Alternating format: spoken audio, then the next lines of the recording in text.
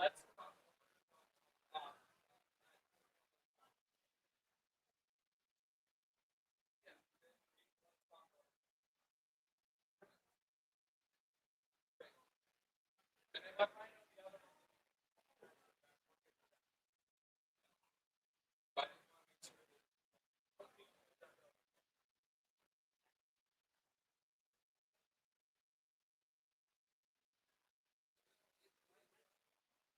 every time you open that door, it starts boom.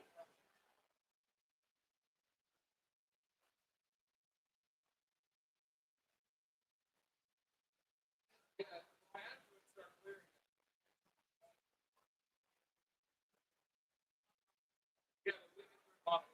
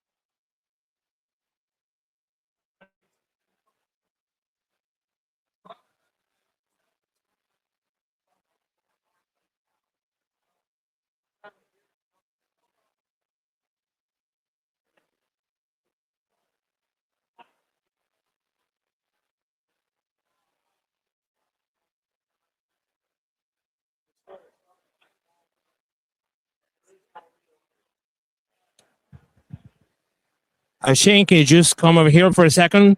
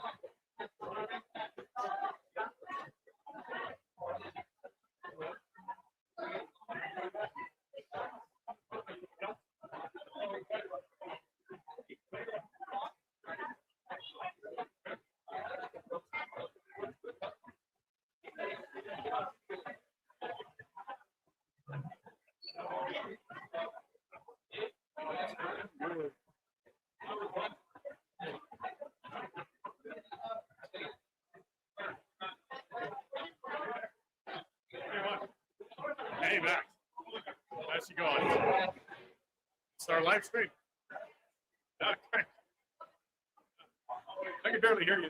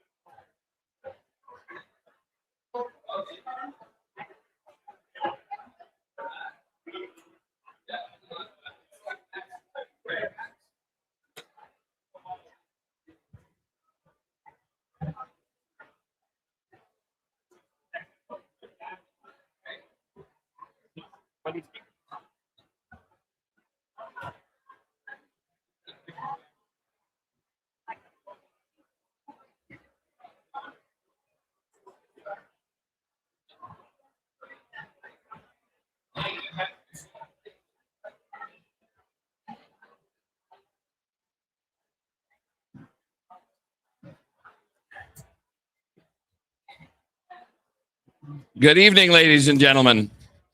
How is everybody this evening? Thank you so much for coming out. We've got a great crowd here. It may not look like it in the chairs, but everybody's sitting at the tables back there. So a couple of things before we get started. The bathrooms, the men's is down the stairs, and the ladies is to the left as you go out these doors. The emergency exits are here, there, and over there.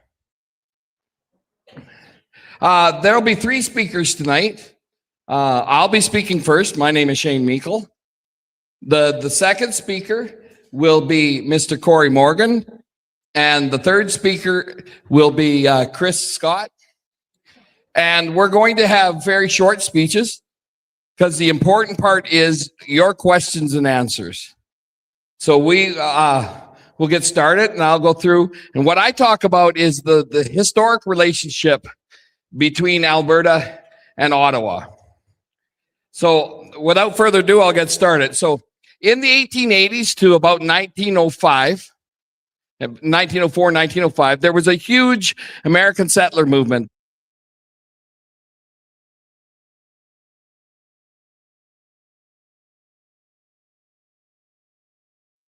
That the Northwest Territories would get absorbed by the United States. And so that was one of the fundamental reasons why Alberta and Saskatchewan were formed.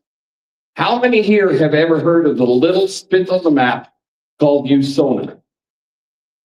Nobody. One person. You heard me talk already. Okay, you don't count. I actually live about 6 miles from USONA. At one point in time, it had a population of over 500 people. Now it has a population of 5. The little place called USONA stands for the United States of North America. How many here know the town of Grimby? There, we got much more there. Its original name was Kansas Ridge. There's a little hall out where the community was formed out near where I live as well. It's called the Dakota region. The city of Airdrie. Its original name was Yankee Valley. So the Ottawa was very, very, very worried about absorb, and it's a lot easier to absorb a territory than it is a province. And in 1903, the then Minister of the Interior made the following quote: "We desire, and all Canadian patriots desire, that the great trade of the prairies shall go to enrich our people to the east, to build up our factories and our places of work, and in every legitimate way to our prosperity." Now, why is that so important that a given Minister of the Interior would say that? Well, his name was Sir Clifford Sifton, and he was one of the main architects of the Alberta Act and the Saskatchewan Act. In 1905, on September 1st, the Alberta Act came into being, as well as the Saskatchewan Act. And what that did is gave Alberta and Saskatchewan the rights and responsibilities of a territory, but the name of a province. And it was mainly done as a way to block the United States from taking the Northwest Territories. In 1913, the Railway Act amendments were brought in. Now, what did that do? Well, up until that time, the regional railways were able to go wherever they wanted to. They could share lines with their neighbor to the east or to the west, and they could move product everywhere. But as of that, it made it so the regional railways could not cross provincial boundaries. So let's say you were loading in Stettler with grain, and you were headed to Thunder Bay. You would hit the Saskatchewan border. You would have to unload your cars, reload them onto the Saskatchewan Central Railway, and then do the same at the Manitoba border and the same at the Ontario border before you get your product to Thunder Bay. Now, the interesting thing is there was a lot of flack from the east, so they gave an exemption to the eastern railways. Now, how did this end up affecting the Western railways? Well, by 1939, 90% of them were out of business. And the last one went out of business in 1971. But by then, they'd already been bought by what is now known as CN Rail. And they were formed in 1943 from the scraps of all the regional railways. In 1930, you had the Natural Resources Transfer Agreement. Now, that gave all of the resources to the provinces. But at the time, the federal government said, except you in Saskatchewan and Alberta, we're still going to control your resources. In 1931, on December 11th, the King signed into being the Statute of Westminster. Now, what did that do? There's a lot of misinterpretation of the Statute of Westminster, but the thing that it did do is it gave the sovereignty over land and resources to the people in care of the provinces, not in care of Ottawa, in care of the provinces. So that meant that legitimately in this province, there are no federal lands. We have not been enforcing it, but if we had enforced it, Jasper would never have happened because we would have been managing it. In 1935, a new marketing board was formed, the Canada Wheat Board. When it first formed in 1935, it was a voluntary organization. But by 1943, it became mandatory for Western Canadian farmers. Now, what did that mean? That meant if I lived in Ontario and I wanted to sell my grain to the United States, I could pull up to the grain to my grain bin, load my truck, and I could take it down to the States to sell it. If I lived in Western Canada, I could pull up to my grain bin, load my grain truck, pull it into the nearest elevator, offload it, pull around to the far end after it had been bought and sold back to me by the wheat board, and then I could ship it to the US. So you had to pay a middleman in order to sell your own grain, but only Western Canada had to do that. Now, the Canada Wheat Board stayed in effect until 2012. One of the main reasons that it finally fell was because of 13 farmers that decided that it was worth it to put themselves in jail. We have the daughter in here. I got to see her. Put your hand up. Where'd she go? Of one of them. She approached me before. Oh, there we go, right there. He wasn't put in jail.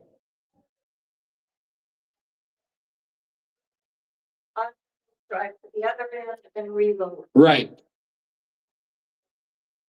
Yeah. But there were 13 farmers that actually did run the border, and they spent from 6 months to a year in jail. And Western Canadian farmers got so upset that finally we got Ottawa to do something, and they got rid of the wheat board in 2012. From 1947, just after the discovery of oil in the province, to 1950, the federal government took control of all of our oil pricing in our pipelines. That meant that we did not set our prices. Ottawa set the price that we could sell our oil at. And we could not lay any pipelines without their permission. In 1950, they finally called that off, and we were back to being able to set our prices. How many in here are old enough to remember the Great Flag Debate of 1965? We've got a few in here. By the time I entered school in the early 1970s, it had already been memorable. But in 1965, when they were deciding upon a flag that represented Canada, then Premier Pearson decided that he wanted the sugar maple as the representation for all of Canada.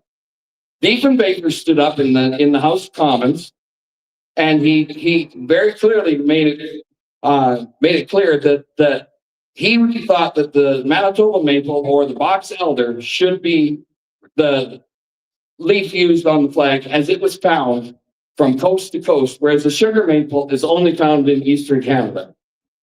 Pearson decided that he was not going to debate this, so he did closure on the bill, enforced the vote, and not a single Western Canadian MP voted for the current maple leaf. It was so much animosity at the time that in 1967, during Canada's centennial, many towns and cities in this country are in the West did not fly the maple leaf. They flew the red ensign. And most people do not realize that till this day, we actually have two official flags. We have the red ensign and we have the maple leaf. And for Western Canadians, the maple leaf is not a representation of us. And for some reason, by the early 1970s, they had memory hold it, and I didn't know anything till I was researching it years later. In 1973 to 1974, they brought in the oil export taxation policies, and Alberta's oil profits were capped. Now, how many in here remember us all being told that we were in an energy crisis? There wasn't enough oil to go around. Well, if you were an oil company and you had been given a cap on your oil that you could produce, and anything over that, you had to pay the profit straight to Ottawa, would you pump it out of the ground? No. Exactly. And so for it was a year and a half that we had to fight Ottawa over that. And our then Premier Lougheed fought them and successfully in 1974 got them to repeal it. But they weren't done with us yet. Because in 1980, they brought in the National Energy Program. And the National Energy Program had everything that the previous program had in it. Plus, they now could set the price that we had to sell to the East at. And the East was given priority on sales over any other sales that we could come up with. So that stayed in effect until 1988. Now, the Prime Minister at the time that repealed the National Energy Program was Brian Mulroney. But in case you think that he did it because he was magnanimous against the West, for the West, the only reason that he did it is that oil prices had dropped so low that it cost more to enforce the program than they were getting out of it. And that is the reason that the National Energy Program was finally repealed. In the 1980s, you also had the Canadian Constitution be brought home. And then you had in later 80s, you had the first Quebec referendum. Into the 90s, you had the second Quebec referendum. And we can actually thank Quebec for the Clarity Act, because it was after the second one, the federal government went to the Supreme Court and said, is it legal for a province to leave Confederation? And the Supreme Court came back, yes, but they must follow these steps to do so. And that is where they legislated the Clarity Act. And that is what we are working on right now, is fulfilling the steps of the Clarity Act. We'll jump forward to 2012, and Bill C-38, the Jobs, Growth and Prosperity Act, came in. And what that did is it gave Ottawa control over all of Alberta's projects. That meant we could not lay a piece of pipe. We could not build a road. We could not build a skyscraper without first getting approval from Ottawa. The Jobs, Growth and Prosperity Act. In 2016, federal carbon pricing was brought in, and we all know how that hit our oil industry. In 2019, Bill C-69, the No More Pipelines, and the C-48, the tanker ban on the West Coast, were both brought into being. Now, those four bills were the subject of the MOU that Premier Smith had signed with Carney last fall. But within 1 week of that being signed, the House of Commons voted to make it null and void. So though we're still under all four of those bills to this day. And that brings us to the current day. Right now, sitting in the House of Commons on first reading is Bill C-8. And in the Senate on first reading is Bill C-9. Bill C-9 has already passed the House. It's just waiting to pass the Senate. And what they do, they work hand in hand together. The first one, Bill C-8, is the Internet Censorship Bill. And that means that with a stroke of the minister's pen, they can wipe you off the internet. And you have no recourse under that bill to appeal it. And that one is fairly serious, but Bill C-9 is even more, because that is the anti-hate speech bill. And that means that if somebody complains, a meeting like this tonight, that somebody decides to complain under that bill, we could all be deemed as guilty of spreading hate speech. And without trial, they can lock us up, and they can take all of our assets if they deem it serious enough offense.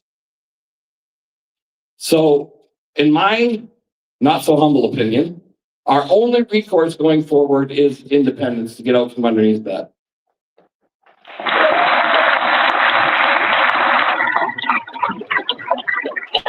Okay, well, I would like to thank you very much. Thank you for listening to me. And at this time, I would like to invite Mr. Corey Morgan to come up.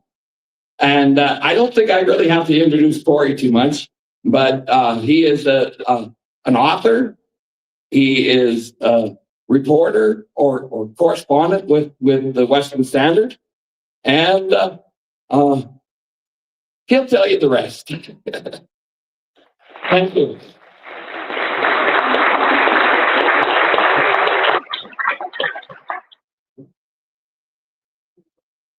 Yeah, I'm also just a stubborn Western independence advocate who's just not willing to give up. And there's more and more and more of it. It's just thrilling. We're making history right now. We're taking part in it. We have a chance to make it. We have a chance to screw it up too. I'll talk a little bit about that. So some of my history, I mean, Shane laid it out really well. You know, this system is broken. We've had a history, this federation, where every move from the West has always had to be a battle. We always had to try and grab our own rights back, our own authority, and have the ability to control our own affairs. We shouldn't have to struggle like that in a proper federation. But we've always been considered essentially a colony. There's a vanity among some who think that somehow the perfect constitution was created and we don't need to change it.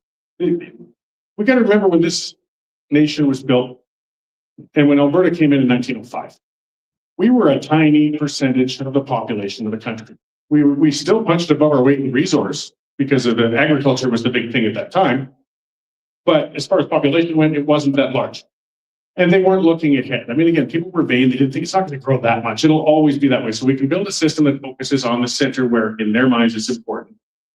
And the West is just there to service that. And it hasn't changed. Our demographics have changed. Our attitudes have certainly changed. But the system hasn't changed a bit. And that's what, I want to be clear on with a lot of things. Like the maple leaf flag. I don't have a problem with the flag. I don't have a problem with Canadians. I don't have a problem with Canada. I have a problem with the system. An out-of-date, broken system that doesn't allow for regional disparity, regional autonomy, and protecting individual rights. If I thought there was a way that the system could be changed from within, if I really thought that, I would probably pursue that route. But I was a young political geek back when Beach Lake and Charlottetown was going on, and I was watching that closely. Those were the last serious attempts to change our system, and they didn't even come close to coming through. So if we think that we can make the sort of changes the West needs to have within the constitutional framework we have, you're dreaming in technicolor. We can't even do the minor ones, and we need major ones. So the catalyst for change, the only one I can see, and the Clarity Act provides it, is through a yes vote for a referendum on independence. And for the first time in Western Canadian history, we're going to have that vote this fall.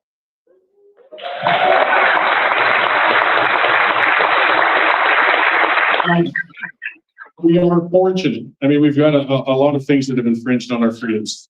But it was almost a mistake on the part of the federal government. I think they didn't realize that the West would ever use the Clarity Act. That was more something to deal with Quebec. But the Clarity Act laid out the framework for independence, the path, and it's not an easy one. It's a convoluted one, but there is one, and it's a legal one. And most importantly, it's a peaceful one. We don't have to go to a civil war like so many countries have had to do around the world. We can vote our way out of this. And that's a real fortunate thing to have. And people thinking that borders are immutable, that they should never change. Look at a map of Europe and just, you can go on the internet and see 10 years at a time from 1900 until currently. And look how many countries changed borders. Sweden and Norway. And it's such a symbolic year, 1905, the year that Alberta came into being, they held a referendum to split because they were actually one union, those two. And now they're two separate, distinct nations living next to each other, but they have passportless border crossing. They did it through referenda just like us, and they're stronger for it. We don't have to be at each other's throats. I'm not looking to become independent to hurt the rest of Canada. I think we can have a better relationship with Canada post-independence. Might be some ruffled feathers for a couple of years first, for sure. But we can be better in the long run. We've got to build something, not just move away from something. This is where we have to shift a bit towards the positive. We know the negative, and that's kind of what brought us out. And we got a lot of the positives, not just for ourselves, though, even Canada. I like using a lot of analogies. Think of it like a motor that's just too old. You're constantly patching it. You're constantly fighting with it. The oil leaks are coming out here. The parts are wearing out over there. Eventually, if you want to save that motor, you've got to tear that whole thing down and rebuild it. You can't keep tinkering with it. The old motor of Canada's system is beyond repair. And we've got an opportunity. So as I said, I was stubborn. I started the Alberta Independence Party in 1999. I determined that the system was broken then. And we made a bit of noise. I smacked my face against the wall leading that party into the election against Ralph Klein, and really showed me what it's like to lose an election. And we fell apart, like so many independence movements do. But I learned a lot. And we keep doing this cycle. And before me, it was the Western Canada concept, WestFed, these other things. Later on, we didn't really see a big ripple until Wexit kind of came along. But even then, that was a big, got that? At least it wasn't mine this time. We saw a groundswell of Western discontent as we keep seeing. And Wexit came along, everybody was worked up, but that kind of calmed down and fell back again like it always does. But then COVID came along. COVID really changed people's mindsets. People who'd gotten complacent, maybe upset, maybe frustrated with the government, but still thought, well, for the most part, they're all right. For the most part, things are peaceful. For the most part, I'm doing okay. And suddenly people found out how quickly, how easily the state can shut down your place of business, can shut down your church if you're a person of faith, can stop you from traveling, can keep your child from going to school, to stop you from visiting family, from going to a funeral. This is not a country where we have rights. They were imprisoning people for doing business. Chris Scott, who's going to talk, arrested for the crime of serving burgers. I mean, there's some places that their food is criminal. But honestly, the food's good at the whistle stop, so you couldn't get them on that. But that's symbolic of how hysteric and bad things got and how quickly our rights were swept aside. And people realizing even though all of that has faded, not a single thing has changed.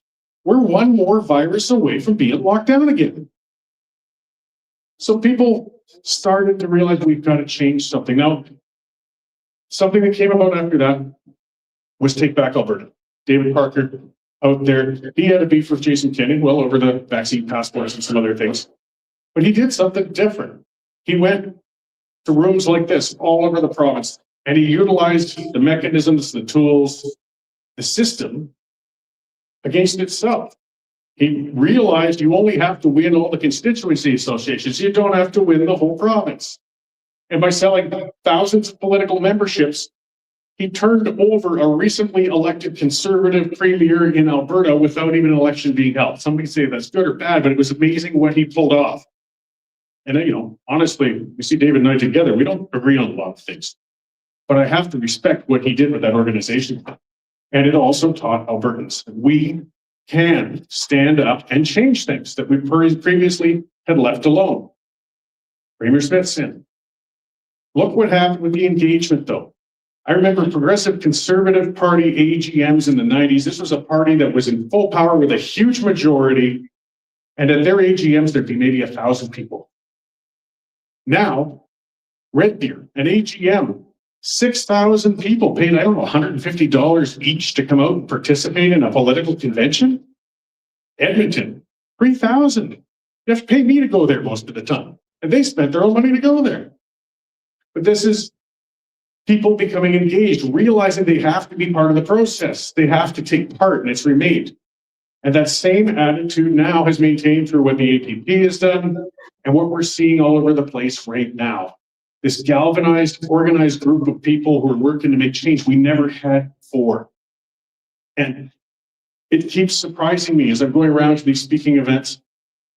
These rooms are constantly full. This thing isn't fading. It's a year later. A year ago from now, I thought, great, things are going excellently, but maybe a year from now, it's going to be calming down. No, it's getting stronger and stronger.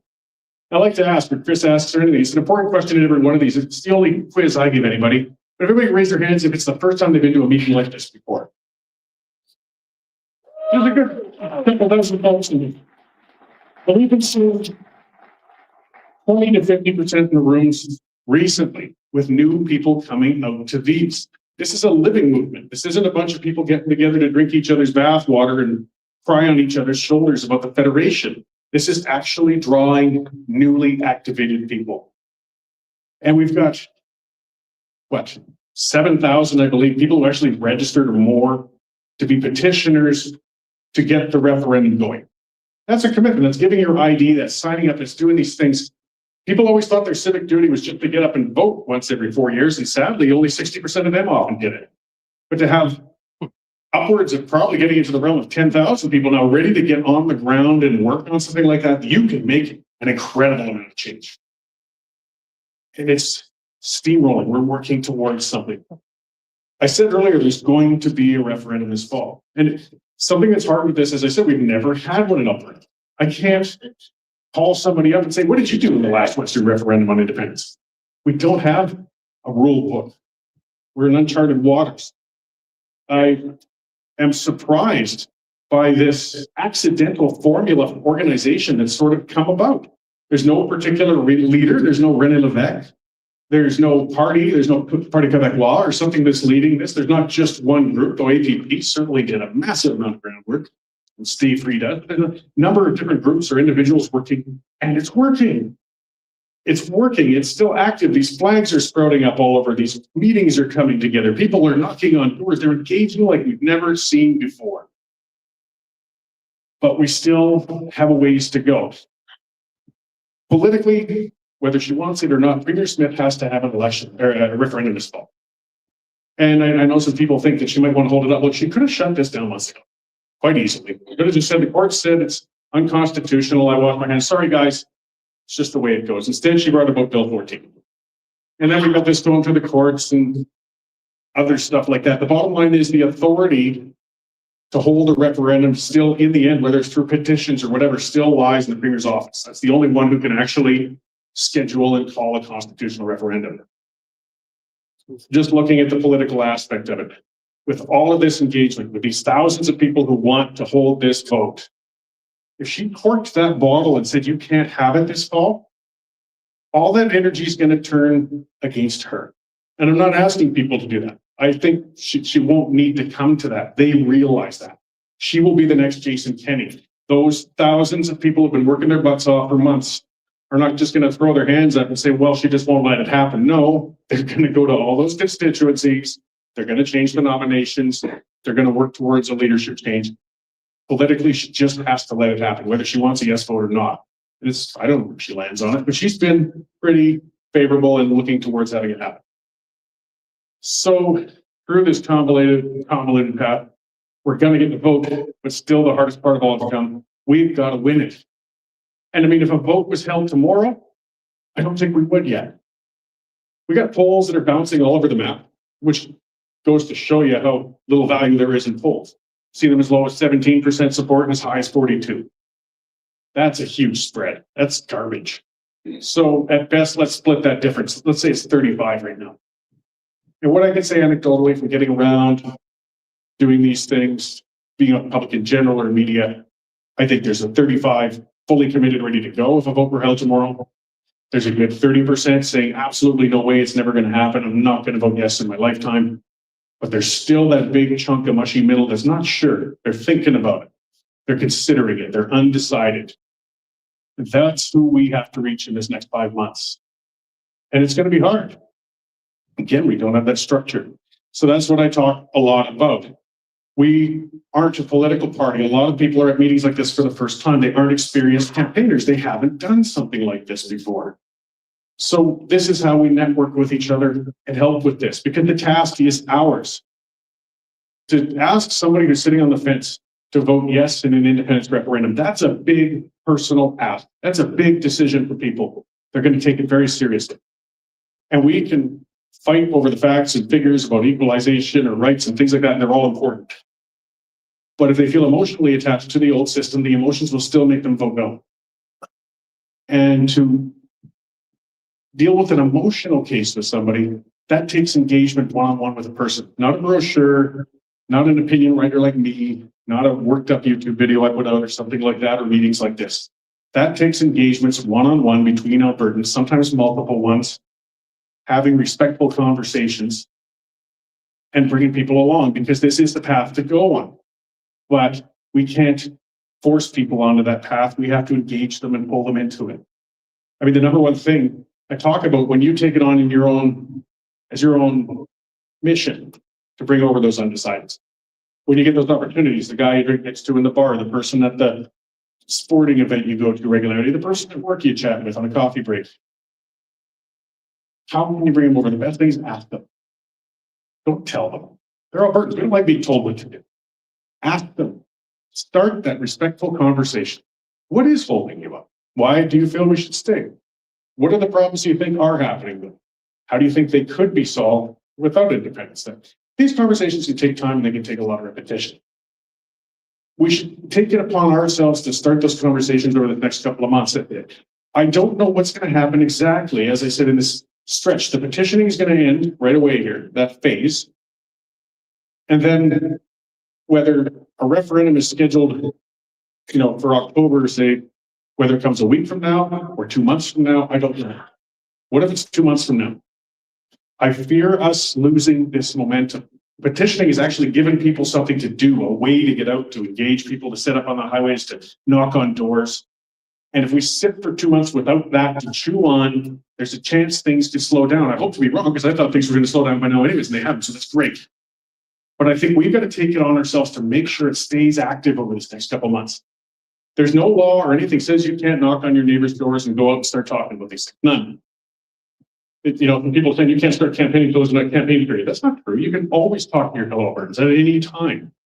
You can't start advertising and a whole bunch of other things. But you can engage and you can get out there and you can take it on, look for those opportunities. So the two things I guess is going to be asked, we'll get to the Q&A, which is really important with this, is how can I keep engaged over this next 2 months to keep it rolling and keep it big? And how can I best strategically reach out and move people over to that yes side?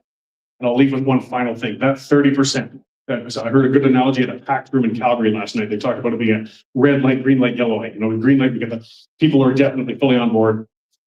And the red lights, they're never going to be on board. And they'll let you know quickly enough, don't worry. And the yellow ones are the ones we really want to talk to. And I was talking to somebody over there when an analogy I used, we only got so much energy in us to campaign and do things. Don't waste your energy on the red light people. You're never going to move them, never. And don't waste your time on the green light people aside from socializing. They're already there. Channel your energy to where it can be productive and identifying those people in the middle and seeing how you can move them over, and you'll be most effective in doing it. So thank you for your time right now. I'll let Chris get up here and talk for a little while. We'll get on to the question and answer. So I guess I'll introduce it's Chris Scott from the Whistle Stop campaign, the raving criminal who served burgers and put us all at terrible risk.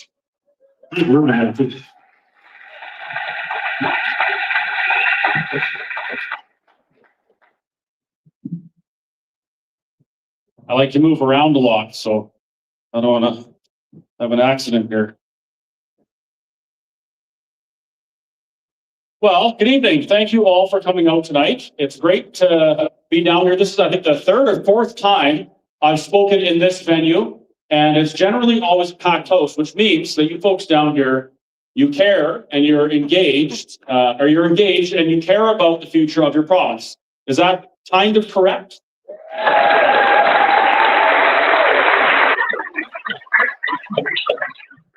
Well, thank you for that. So this is not a speech. If you've been to any of my events before, you know that I don't write speeches. I never prepare anything. I deliver 3 or 4 of them on the drive down. They're the most earth-shattering, life-changing speeches you would ever hear in your life.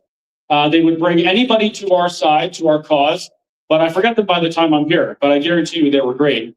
This is a letter that I got, and I'm just going to read you the first page. It's quite a lengthy letter. I think there's got to be 10 or 12 double-sided pages here. So I'm going to read you the first paragraph. I understand your organization named above to be a separatist organization advocating for Alberta's secession from Canada. Now, this is actually addressed to the Alberta Prosperity Project, and that is not this organization. As a matter of fact, Let's Talk Alberta isn't an organization. It's just a group of people expressing their views. If achieved, secession would be of grave and foundational importance to each Albertan. It would be a profound and momentous change. Therefore, all Albertans are entitled to receive from your organization solid proof that your succession plans are detailed, comprehensive, fully thought out, and most importantly, realistic. So this letter, it is quite obviously to me written from the perspective of somebody who is not on board with the idea of Alberta sovereignty. That's quite clear. But what caught my attention was the fact that this person wrote it at all. Now, why would somebody write a letter like this, a very, I would say, well thought out letter with probably, I think there's maybe 40 or 50 questions in here and a lot of history. Why would they do that if what we're talking about wasn't something that could ever happen or wasn't a possibility for Alberta? Would people be taking time out of their days to come to these events, to write letters like this? And believe me, this is not the first letter I've gotten like this. This morning, I arrived home at 2:30 a.m. from our last event in Calgary. And I was up at 8, and I spent the first, 4 hours of my day going through some Facebook comments with a whole list of questions. And if you know, you know. There's questions and there's question bombing. You know, like every question you can think that has to be asked about an independent Alberta is that. So I took some time and I went through it. Now I've compiled quite a database over the last few years of these things, and I think about them all the time. I read about them, I research, I look at history and how things have gone. And so I have quite a database.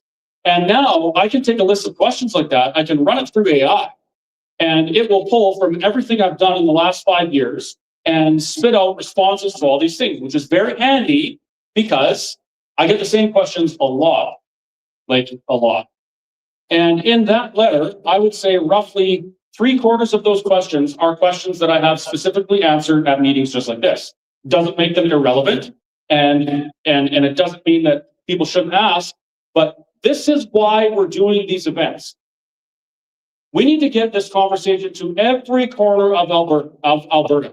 To every Albertan, we need to have these conversations.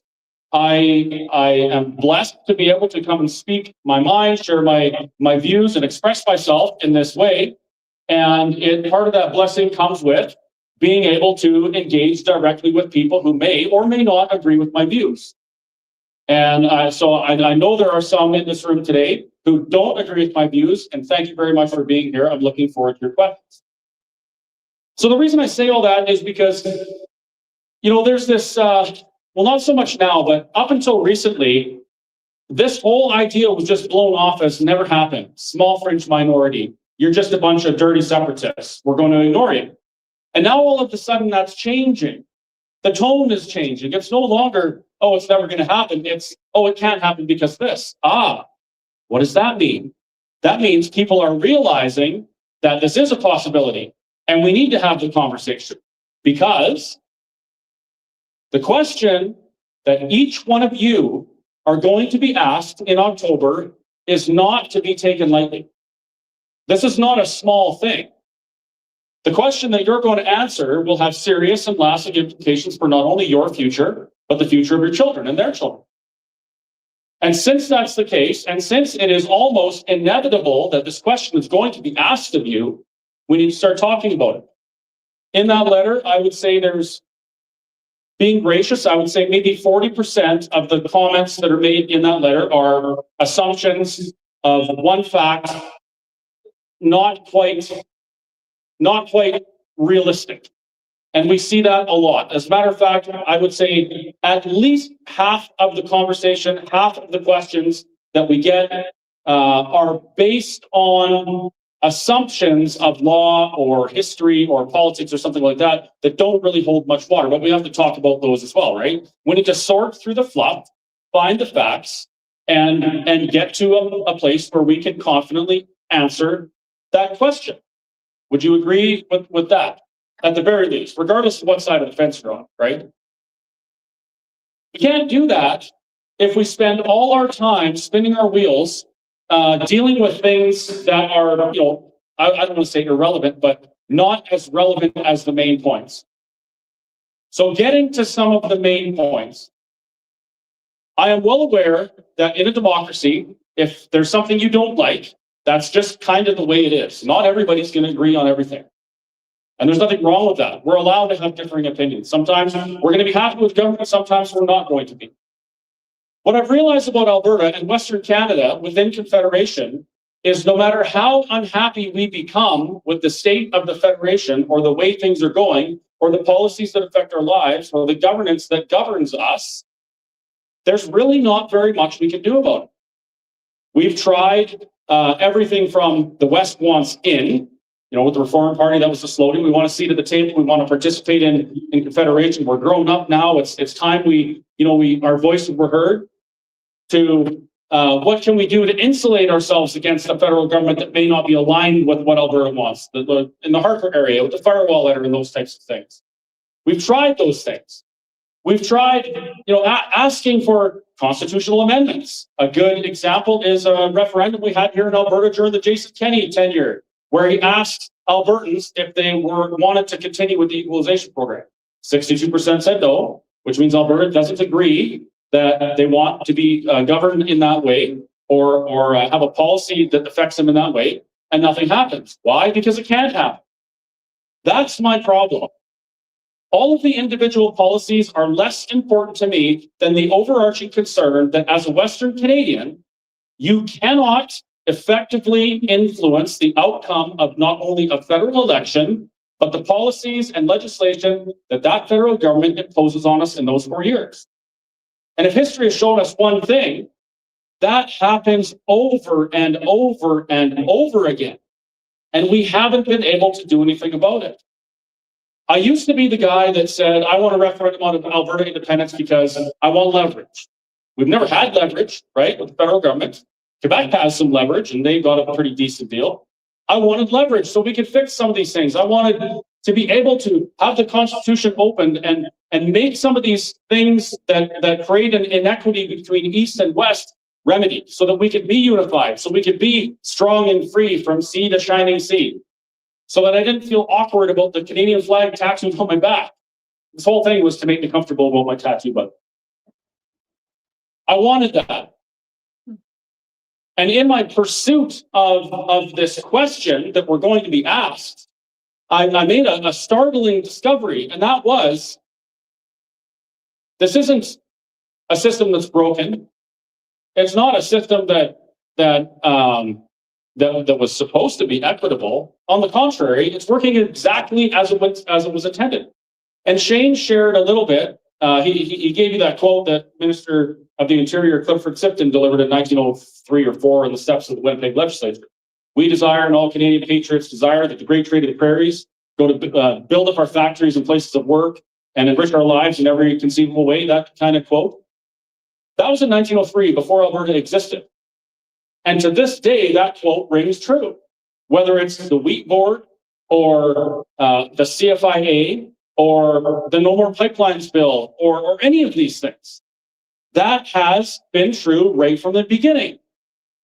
And as I came to this realization that this is the way it was intended to be, I started thinking, well, if that's the way it was intended to be, if Albertans are unable to effectively influence the laws that govern them, we don't actually live in a democracy. We're kind of like subjects.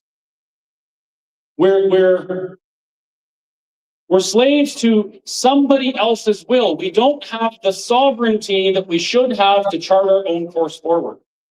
The whole point of having provinces and provincial jurisdiction and provincial sovereignty within a country as big as Canada is that not all of us are going to share the same values.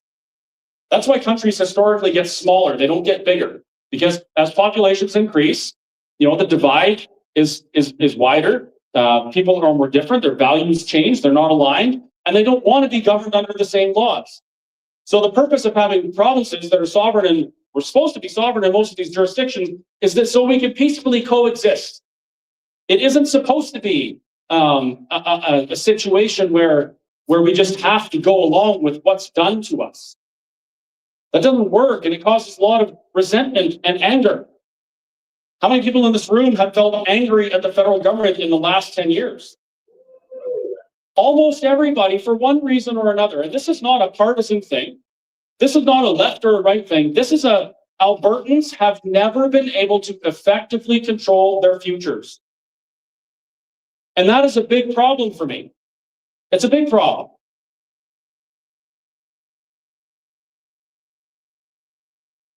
I only got involved in this because I found myself staring the government down. I was in a position where I had to choose fight or flight. I was backed into a corner. Things had affected me to the point where I was in that position. And I chose to fight because I'm Irish and Russian. And I guess that's just what we do. Although, just ignore the Russian part for now. Interesting story about my Russian ancestry. My grandmother's grandfather, he lived in Russia in the late 1800s, I guess. And he was actually arrested because he was one of the guys that burned the Tsar's guns. He wouldn't fight. They put him in Siberia, shackled him, sores all over his legs, the whole 9 yards. And the Tsar had a son and was so happy he pardoned all the political prisoners. That's how my ancestry ended up in Canada, by way of England and the United States. So an interesting story there. I guess the civil disobedience is in my blood. Thank God that we don't live under a Tsar that would do something like that to me. But it was kind of unpleasant. So I went through some things that I never thought that I would go through as Canadian. I'm a Canadian citizen, and I always will be, by the way. We'll talk about that in question period if you want. And I have been jailed, not for serving hamburgers. I was actually jailed for the crime of protesting what my government was doing.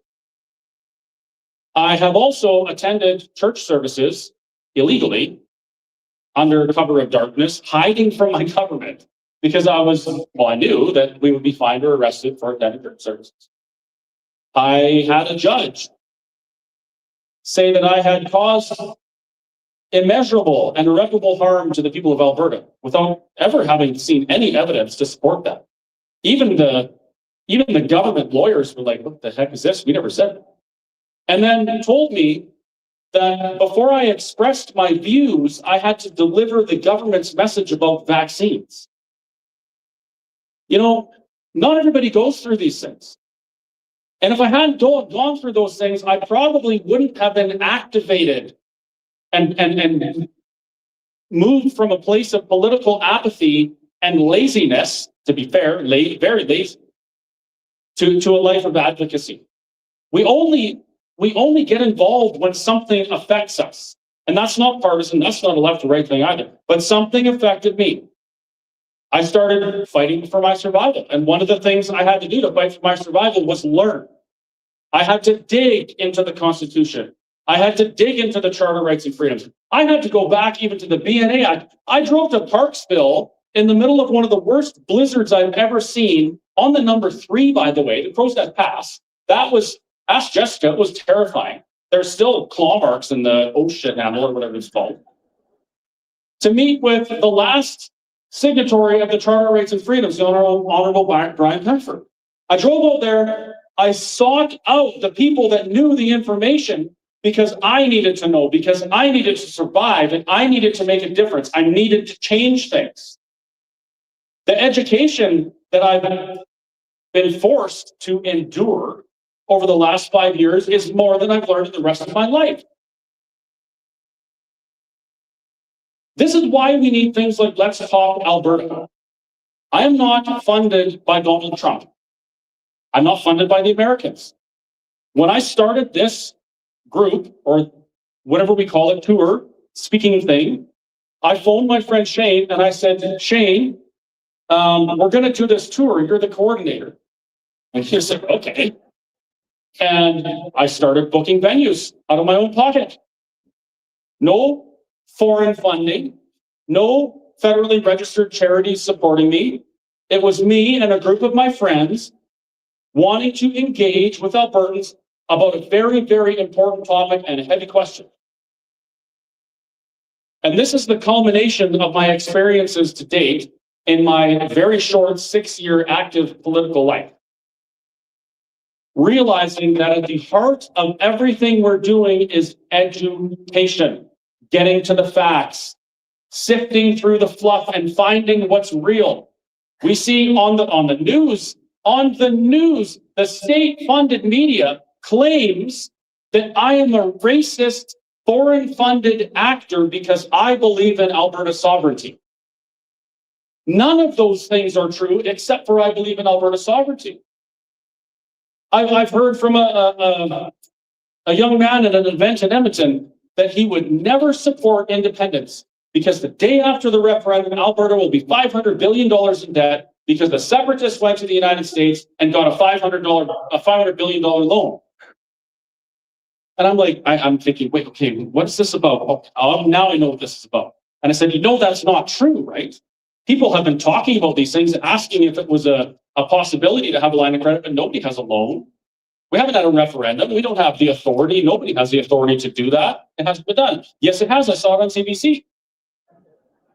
Don't laugh. This is a real big problem. It really is. It's not. This isn't the only point that comes up in our day-to-day conversations. So it is my desire. I desire, and all patriotic, let's talk Albertans desire, that those who disagree with us come to these things and talk to us about it and ask me questions. I don't have all the answers. I don't have a crystal ball. I can't tell you exactly what Alberta will be, but I can tell you what it could be. I can tell you with a very high degree of certainty what will very likely happen should we not do anything. I'm very acutely aware of the trajectory of Canada, on where we're headed, and I know it's not a good place. I can answer your questions on my opinion on what I believe Alberta should be or could be, and that's what this is about. It's not about me telling you Alberta will have this currency and we will have this negotiation outcome with the federal government. I'm telling you that for the first time in Canadian history, we have the opportunity to decide these things ourselves. This is a first. You may believe, as I did up until just a few years ago, that Canada was created by a group of people like us who got in a room, wrote a constitution, and decided to self-govern. That never happened. I was led to believe that in school, and how surprised was I when I found out that Canada was created in an office over whiskey in London, England, where they drafted a piece of legislation that British Parliament passed to impose on the subjects of the Crown in Canada and tell them how they were going to be governed. Yeah. Here we have an opportunity. We have an opportunity that people have bled and died, sometimes in wars that lasted hundreds of years, to get the opportunity to have their independence, to self-govern. And you know what we have to do? We have to give up some time. We have to talk to each other. We have to sift through the fluff and get to the facts. And then we get to mosey into a room, maybe just like this, and in the privacy of a ballot box, we look at a ballot that has a single question on it. Do you agree that the province of Alberta, or province of Alberta do you agree that Alberta should cease to be a province within Canada and become an independent state? State nation, not United States, by the way. I wish they hadn't used the wording, but that's the third emphasis. In the privacy of that ballot box, you're going to be looking at that paper. There's a yes or a no. And your answer is going to be the single most influential exercise of democratic will in this country's history. This is not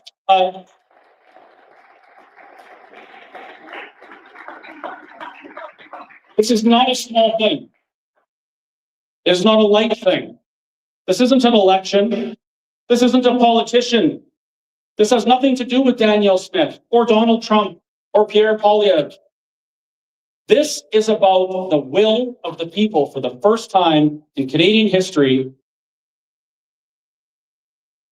being given the opportunity to chart our own course forward. Finally. So we're going to have a hopefully very robust Q&A. I would ask respectfully, I understand that some folks might want to debate some things. There's going to be questions asked that are going to take a lot longer to talk through than a few minutes. We got to keep it kind of short so everybody gets a chance, but we will stick around after, and we will have some more longer conversations. And going, moving into the next few months, I'm happy to continue these conversations. This letter here, with I don't know, maybe there's closer to 20 pages, double-sided, 10 pages double-sided, with a lot of questions that I actually find frustrating because I've asked them lots. I'm going to sit down and answer all these questions. I'm going to do that. Because this person, this Albertan, deserves the answers. And he might not like my answers, and I might not sway him to my side, but I'm going to give my answers. I'm going to share my opinion. And we'll continue to do that. That's what Let's Talk Alberta is about. So I look forward to the Q&A. We're going to give you a chance to stretch your legs and grab I don't know if there's coffee left, but grab a water or whatever. And I see a flag waving over there. My beautiful girlfriend, Jessica, reminds me that we have some overpriced merch back there. And if any of you own a business, you know what being away from your business costs. It's not free. And this is how I keep food on the table. So I see a lot of blue out there already. I thank you in advance for supporting our advocacy for what we believe Alberta should be. And yeah, just make sure you buy it all so that she doesn't have to pack it up. She just bad back and doesn't want to carry it. So if you don't buy all the things that she has to carry, you're actually hurting her physically. So just keep that in mind. Anyway, thank you for listening to my rambling. Enjoy your 10-minute break. We'll come right back and we're going to do a Q&A. Thank you.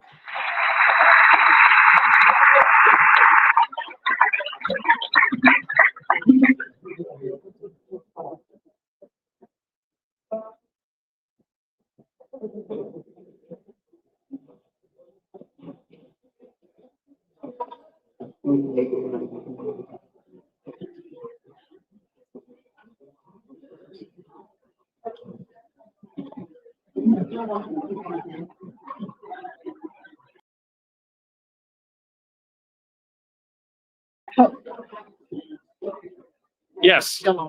It's still on. Get in that. Q&A microphone, test 1, 2.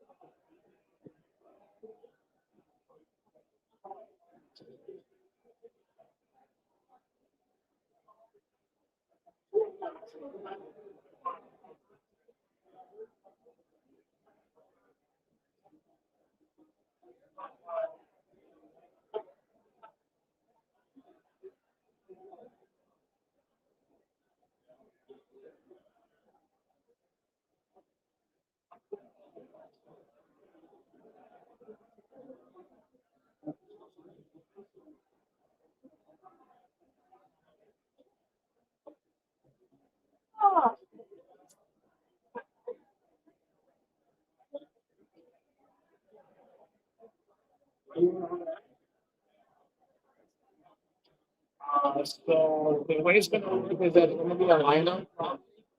Called the night game. Question will be on Mississippi and the license of there's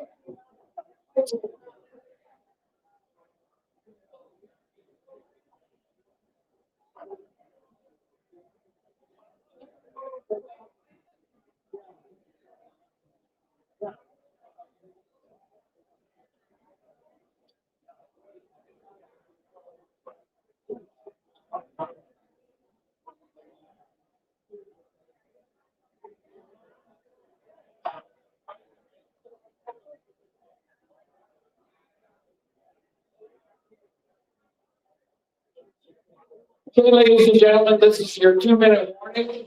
If you could start making your way back to your seats, that would be greatly appreciated. We'll get started in about 2 minutes.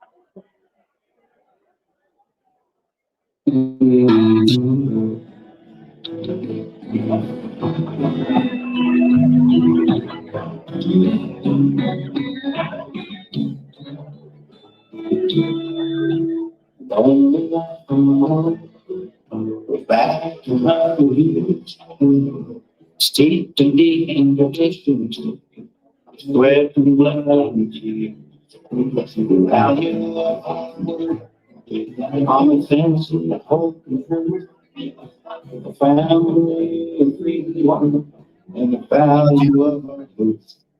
And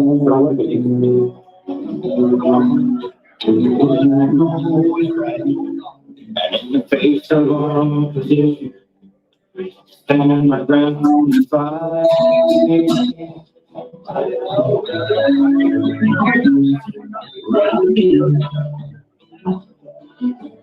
In my blood, in my bones, strong. West take it all.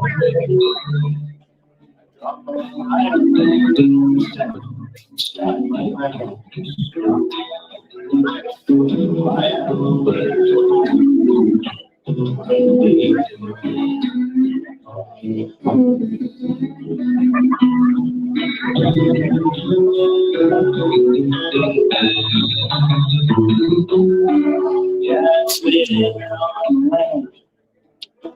Watching life man go, it's working hard, playing hard, sunshine and snow. You don't really ask for much, doesn't know that God provides. He's given us all to us, we to enjoy this life and thrive. So it's just one when we know in the face of our opposition, stand around and fight.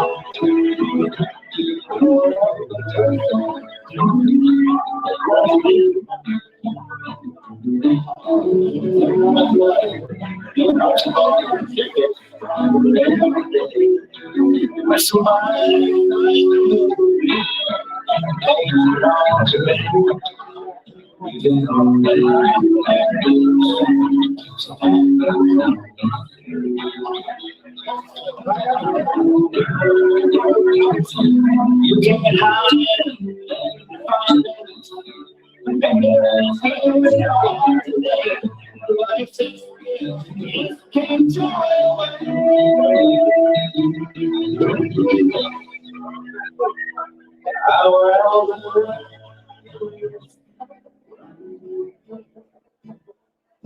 You can't do my hold on.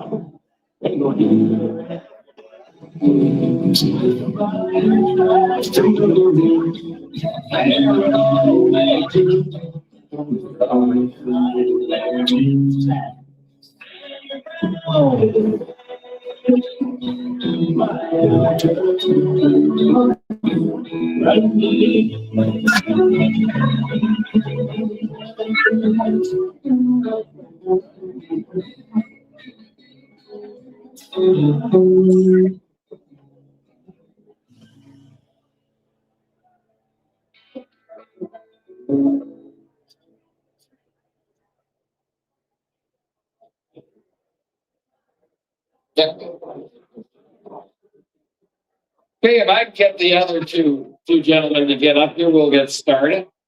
But in the meantime, that song that you just listened to was My Alberta Roots by Mr. Ben Crane. He wrote that song specifically for the independence movement. So I would ask a very big favor of you. I would love if you would go to bencrane.com and download a copy of that song for $1.50. I would love to see that song start trending. So if you could do that, that would be great. I'm supposed to tell everybody that inside that room at the back there, There is a whole bunch of beautiful snacks and coffee and water, so go make sure that you finish it up. Mr. Scott just didn't need to get his butt over this way. I'm about to ask a couple of favors from you. The first thing is I've got some gentlemen that are going to be passing around the donation bins. If you can, I really appreciate if you put a little bit into there, because this is funded entirely by people like you. As Chris said, we do not get money from anybody. It's just a bunch of us going around, and that helps pay for venues and gas to get from event to event. The second favor I'm going to ask of you is if you would go to letstalkalberta.com or the Whistle Stop Cafe Facebook page and pick out posters from there for upcoming events and share them with people that you know in those areas, because the algorithm has been really messing with us. In fact, the other night I did a reminder for Edmonton, and the next day it was poof, gone. So we really rely upon word of mouth to get the word out on this. No, I didn't forget to do it. I'll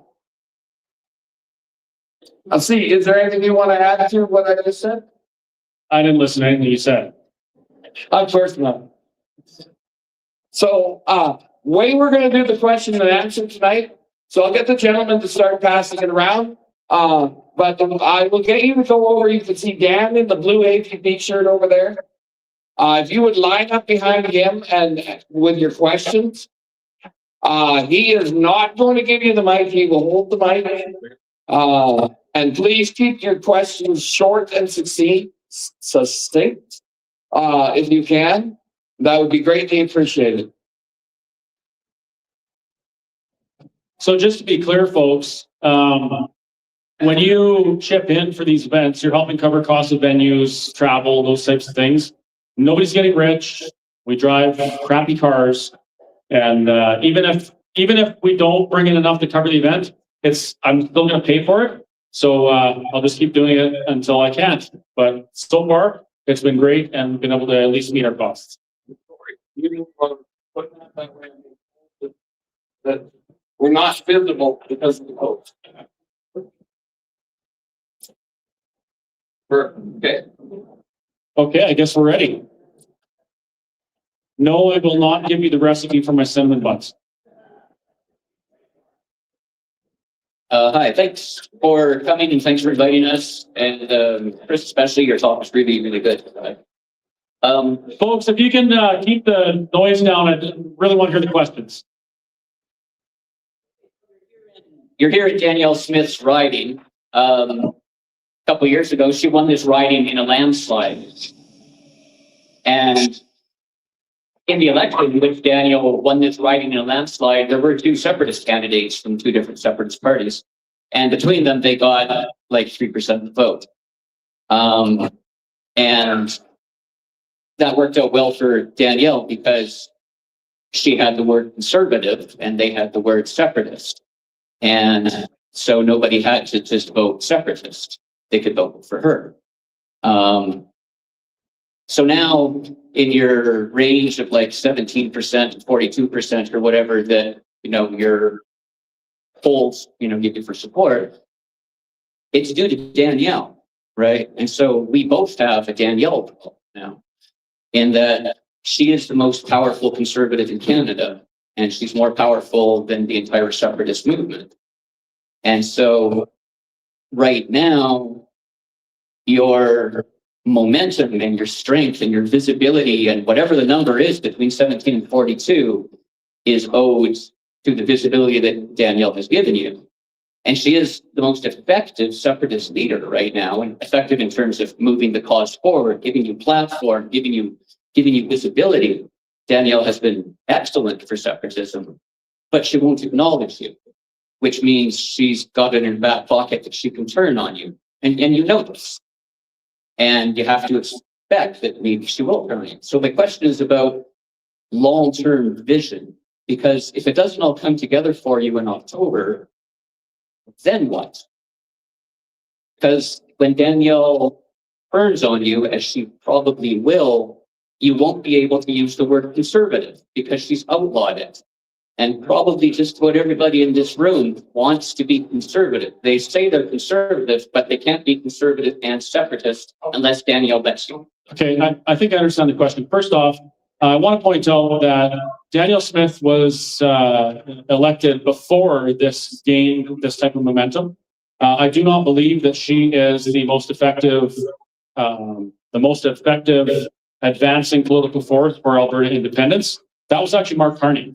That was the federal election. And I can say that with confidence because at the time Danielle Smith was campaigning and she was elected, I was the CEO of the Alberta Prosperity Project. And Corey and I were actually traveling around the province doing it's called Ambassadors for Independence tour. We were just talking to people about how to talk about Alberta independence. And the rooms were empty. I mean, how many were in Fort Mac? Like 14 people. And it wasn't what it is now. Sure, there was sentiment.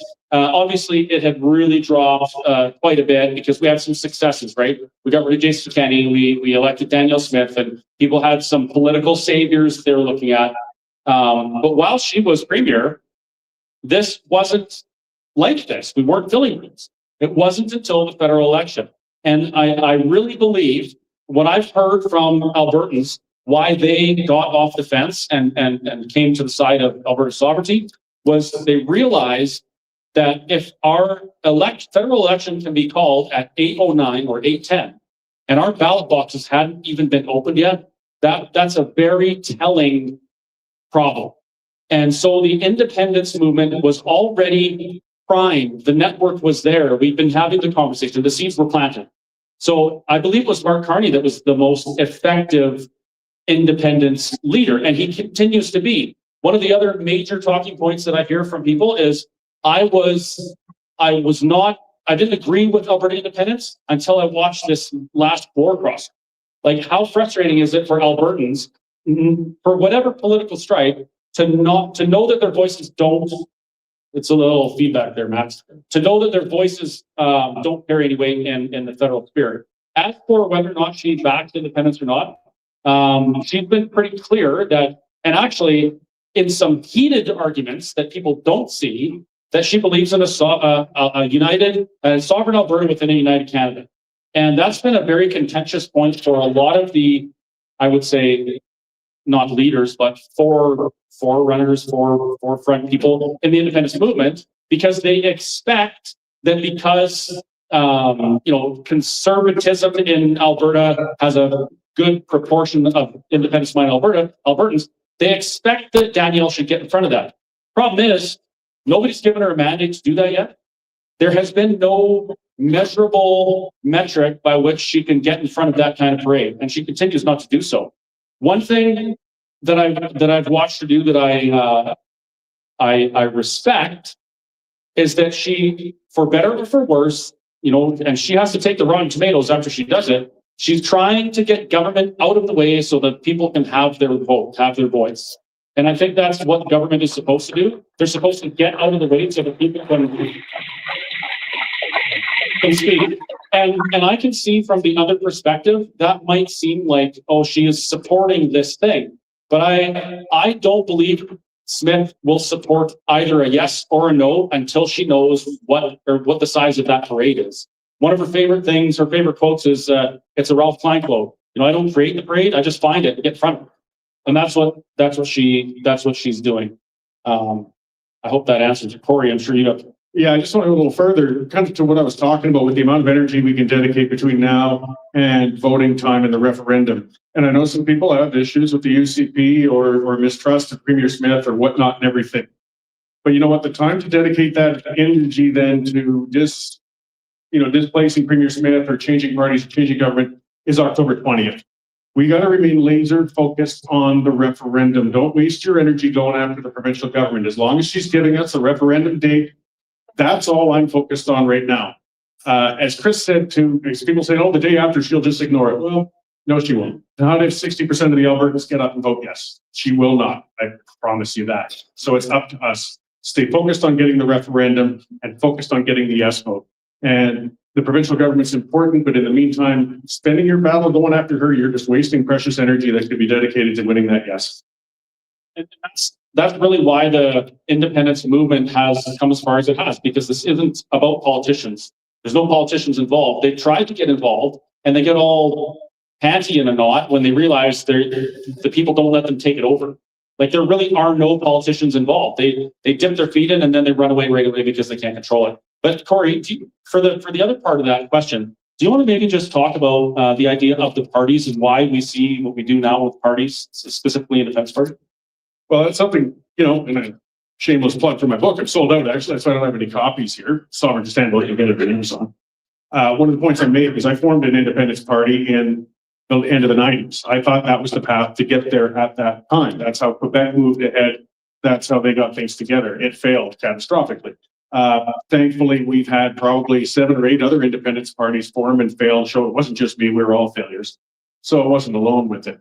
But the party system, we are different than Quebec. It just doesn't work here. A party brings a whole bunch of complexity to it. A party brings an internal structure of conflict. It brings having to win 87 little races rather than focusing on one yes vote. It deals with constituency associations, a party constitution, so many other aspects that distract us from the independence part. That's the piece of the formula that's been missing all the way up until now. We've spun our wheels with these parties over and over and over again and gotten nowhere with them. This time, it's a grassroots thing that, as Chris said, there's no politicians in it. It's just a movement. And that's kept it, ironically, together. Some of us bicker with each other within the movement and everything, but it's not like a party where we have to rip things apart. We just do our separate meetings and carry on with it. So the party system is there. Parties are important. But as far as Alberta independence goes, independence parties just are not a factor that work for us right now. And one more thing about political parties in general, what we've seen over the last 30 years or so is a shift to a fear of vote splitting. We've shifted to almost like a binary system, federally or provincially.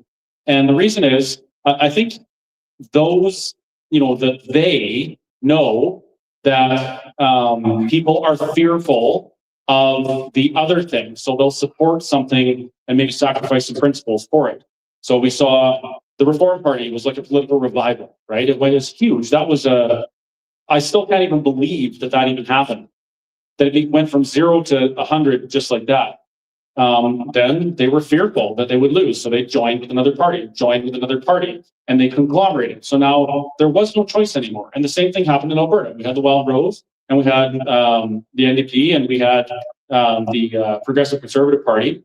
And the Wild Rose, under the leadership of Daniel Smith, was so worried about the NDP winning, they sacrificed their principles and joined the other party, took away the choice. So what we've seen is a shift, and now people are so scared of the other, they won't support anything other than the sure win. It's like, I have to vote this way because the alternative is terrible. No, it doesn't matter that my values align more with this party. It doesn't matter that I'm an independent. And you know what? I voted UCP, and I'm an independent in Alberta. Not because I don't believe in the values of the Independence Party, but because I don't believe that that's a plausible vehicle to achieve what we're looking for. And that's become painfully obvious. 2%, 3%, right? It's just not working. So what Corey says, if it's not working, why would we continue to do that? There's another mechanism. There's the will of the people. And that's what we're focusing on now. Did we miss anything? Go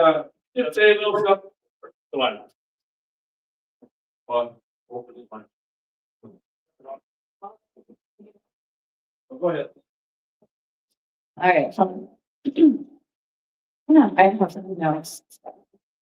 A 3-part situation. So there's a few things that I don't feel have been answered. One's about the Clarity Act. It exists, and Ottawa can still say no, even if you win the referendum. Also, you mentioned the 40%. The stats I've heard are 70% of Albertans don't agree with separation right now. So that's just what I heard. There's 48 First Nations in Alberta, and they all have treaties with the Crown, not with you. So what happens when oh my God, I'm nervous, right? When they choose to stay with Canada, do you negotiate with them or do you draw borders through their land? And then there's the United States issue. Your movement's representatives from the Alberta Prosperity Party met with Trump officials 3 times last year in April, September, and December.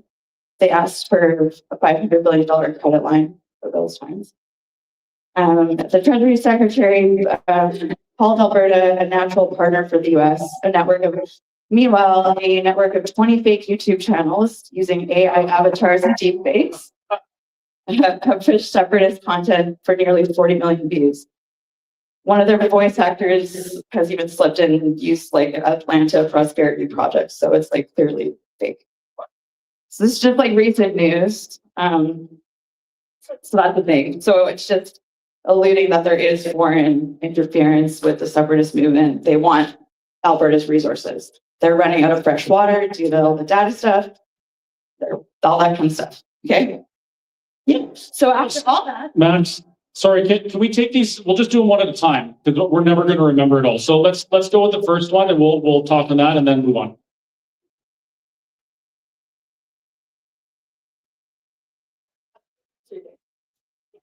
Okay, so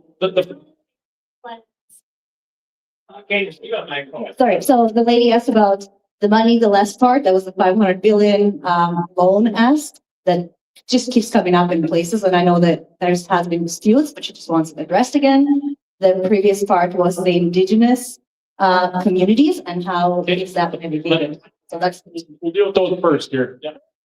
Okay, I think the first one is about the Clarity Act, which, as I said at the start, it lays out the pathway to independence, but it's not an easy one. It doesn't give Canada permission to say no.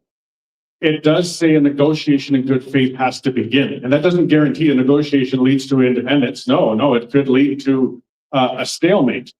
And when it comes to the number, the most unclear part of the Clarity Act is how many votes are needed. It says a clear majority. And a lot of people are debating what that means. A simple majority is 50% plus 1. It says clear majority, so I'm going to assume it's higher than that is what's required. I've talked about that. People have debated with me on that, saying 50% plus 1's enough. Well, I tell you what, it's not. If we want to keep it mired in the courts forever, in 10 years of fighting and back and forth, we can get 51, 52% in the vote. It would be a tragedy for the independence movement. We got to shoot for 55 and 60. That's just my view. I know some others can debate that. But either way, the stronger the mandate we get, the stronger the negotiations will be. The harder time that the federal government can say that this isn't reflecting Albertans when it comes to that. The reference case for the Clarity Act that came out in 1998 said there isn't a mechanism for a unilateral declaration of independence for a province. But it also basically said there's also nothing to stop it if that happens. If it comes to a negotiation stalemate, if the federal government is negotiating in bad faith, or if Alberta is, it could fall apart and then a declaration could happen. That's a path we're going to assume we can navigate our way through the Clarity Act first. That's priority 1 and trying to work within the rules we have. The Indigenous treaties, that is an area we can't hold a referendum to say that we're going to extinguish the treaties or get rid of them. That would be violating Section 35. It'd be violating the spirit of writing those agreements in the first place. But we also have to remember that 97.3% of Alberta's landmass is permanently ceded. 1.3% is the reserves, and that's clear in the treaties. That's exactly what they are. Though the people living on those reserves could choose not to become part of it, as you said, and they would stay within Canada, and it's going to be a complicated situation. We would have to deal with it. It might lead to partition. Keith Wilson is a lawyer who speaks very well on constitutional issues on the number of things that could potentially happen. Most of what I'd like to see is just as much participation from the citizens. They're Albertans like everybody else on the reserves, and because the system's not serving them well either. And we can work towards things like that, but it's not necessarily a deal breaker. As for the guys going down to the States, there's a couple of things. They can do whatever they want. That's the thing with this decentralized movement. And that's one of the dangers of it, because kind of nobody speaks for it as a whole, but everybody speaks for it as a whole. So when they've gone down there and it's been portrayed as representative of saying the movement's trying to play footsies with Trump or negotiating a bizarre $500 billion line of credit, which hasn't happened and won't happen. But these things need to be quelled. They're rumors. They aren't helping ourselves by going down there and not being clear on these things. Yeah, it was one of the senior members of the Prosperity Project who went down there. But I mean, again, the Prosperity Project's been a proponent in this thing, but they don't speak for the whole movement. We got to remember, Quebec went and met in Paris before their referendums with the French, and they met with the Americans as well. Part of smart diplomacy is at least building relationships with your neighbors in advance. Doesn't mean you're necessarily selling out the resources. I don't know what their conversations were. As we're talking, some people saying we become independent and they'll just come up and take our water and our oil and all of that stuff.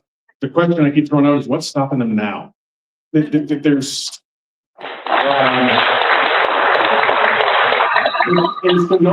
aside from Trump, who is Trump, if you're looking for a guy who's a Trump fan up here, I know I've had spikes with other people, I've never been, but he does his thing.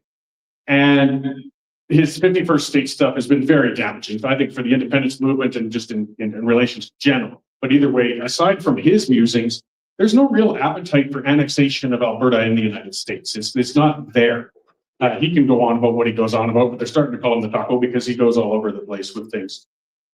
They're valid concerns, but they aren't representative of the movement. Now, the final one I'll leave off, that recent news with all of those spoofed websites. I was actually on Sheila Gunn Reid's show today discussing that. We dug into it and tried to figure out the main motivation on why that'd be happening, because it sounds like it's a foreign player running it, like it might not even be American, it might be Russia or down south. And again, none of those sites are actually doing the independence movement any favors. Polling within the independence movement shows there's not much appetite for that 51st state thing, so it only hurts us. But they've got over 40 million hits on those AI-generated sites. Some of that motivation could simply be somebody unprincipled but very smart, realized they got a hot button issue that's generating 40 million hits, and I don't know what that translates into in money, but they're making some good bucks out of that thing. But it's not part of a wider conspiracy within the independence movement. If it is, it's not been a productive one for us. It's not anything that's helping people vote yes. So I'm kind of glad it was exposed. And all I would say to everybody else is always watch your information sources. I say it over and over again, we're in this beautiful age where you can pick up your phone and you got more access to information than we've ever had in any time in human history. But we've also got more access to bullshit than we've ever had in human history. So we've got to double check everything we hear and see on there and don't take it at face value. So it's worth asking those questions. So I'll quickly comment on the Clarity Act and the loan thing. Like I think you asked, but weren't you the CEO of the ADP? I was. At the time they did those trips, I wasn't. So I can't comment on how anything like that went. But what I can say is, like, these are not elected representatives. We're not independent. So there's really nothing to talk about except for, is it possible that this could happen someday? Oh, maybe yes, maybe no, whatever. Really has no bearing on anything. And it will be, for that to happen, for Alberta to seek credit from a foreign nation, they would have to be first a government to do it. We would have to be independent already. We would have to have a constitutional convention, which outlined how our government is going to be, what our monetary policy was going to be. There's so many things that have to happen before that. The idea that somebody could just go down and do it is completely. I know the CBC has mentioned it lots, and I feel like sometimes we see things repeated so many times by trusted outlets that it becomes real, but it just isn't. It hasn't happened. The Clarity Act. Here's an interesting thing. There's this misconception that the Clarity Act is the be-all and end-all of sovereignty for Alberta. That is just simply not true. The Clarity Act is Canada's preferential way in which a province would seek sovereignty. Preferential. Under the Constitution. Now, in independent Alberta, a sovereign Alberta would be rejecting the Constitution. We would want our own. That's kind of what sovereignty means. It means that we would do it ourselves. So when you consider Alberta seeking sovereignty, it's not that we would be asking Canada for permission. There's actually only two things that are needed for a region to become sovereign. And sometimes it's easier than others. That's the will of the people through democratic means, like a referendum or something like that, with a clear majority. And I don't mean 50% plus one. I mean a clear, like 60% and up is clear. And there's two reasons for that. Number one, because it demonstrates the will of the people internally with the country or nation or sovereign area that that region wishes to lead. It demonstrates. The second one is it demonstrates to the international community the will of the people. So in the end, it's actually the international community that recognizes the will of the people, just as Canada did with Kosovo, just as other countries have did with Ireland and Norway and Sweden and all sorts of other nations that have broken from their parent nation. So the Clarity Act, I hear all the time, well, what if Canada says no? Well, I don't care. We're not asking. Well, what if the other provinces don't agree? Well, I don't care. We're not asking. We're not, Alberta does not wish, I do not wish Alberta to be caged within the current framework. If I was okay with being in the Constitution, I wouldn't be independence-minded Alberta. So I hope that kind of clears that part up, or maybe it made it less clear. But there was actually something else in there that you mentioned. I don't think we touched on. I think there was. No, I have some responses, but it's fine. Thank you. You're welcome.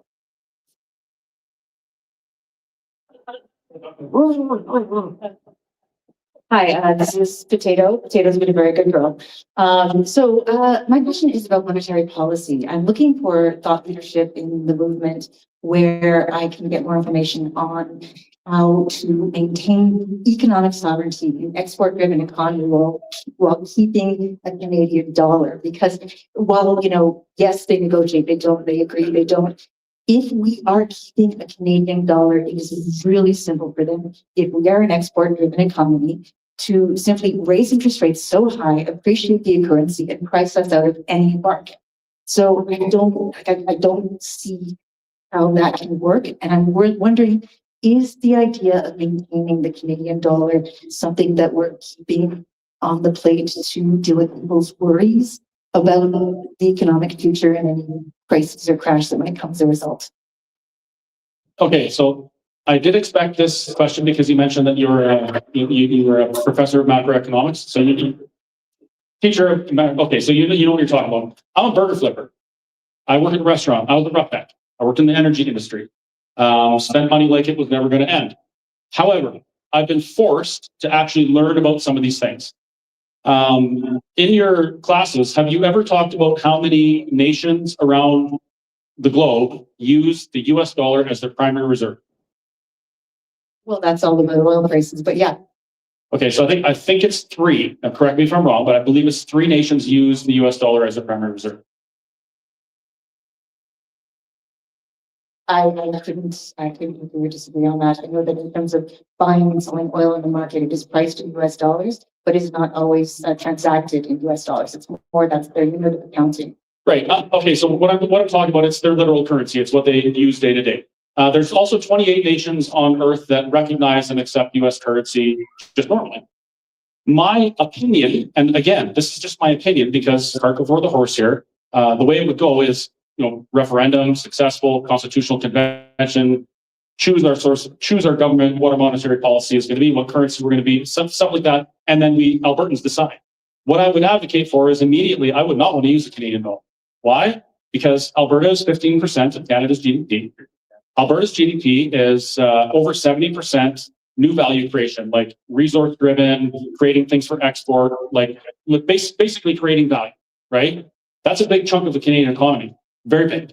So I don't see good things happening with the Canadian dollar, and some economists agree, some economists don't. This is just my personal opinion. And what I would like to see is immediately adopt the US dollar, but only for a time, because a sovereign nation doesn't use somebody else's currency. We would have to have our own currency.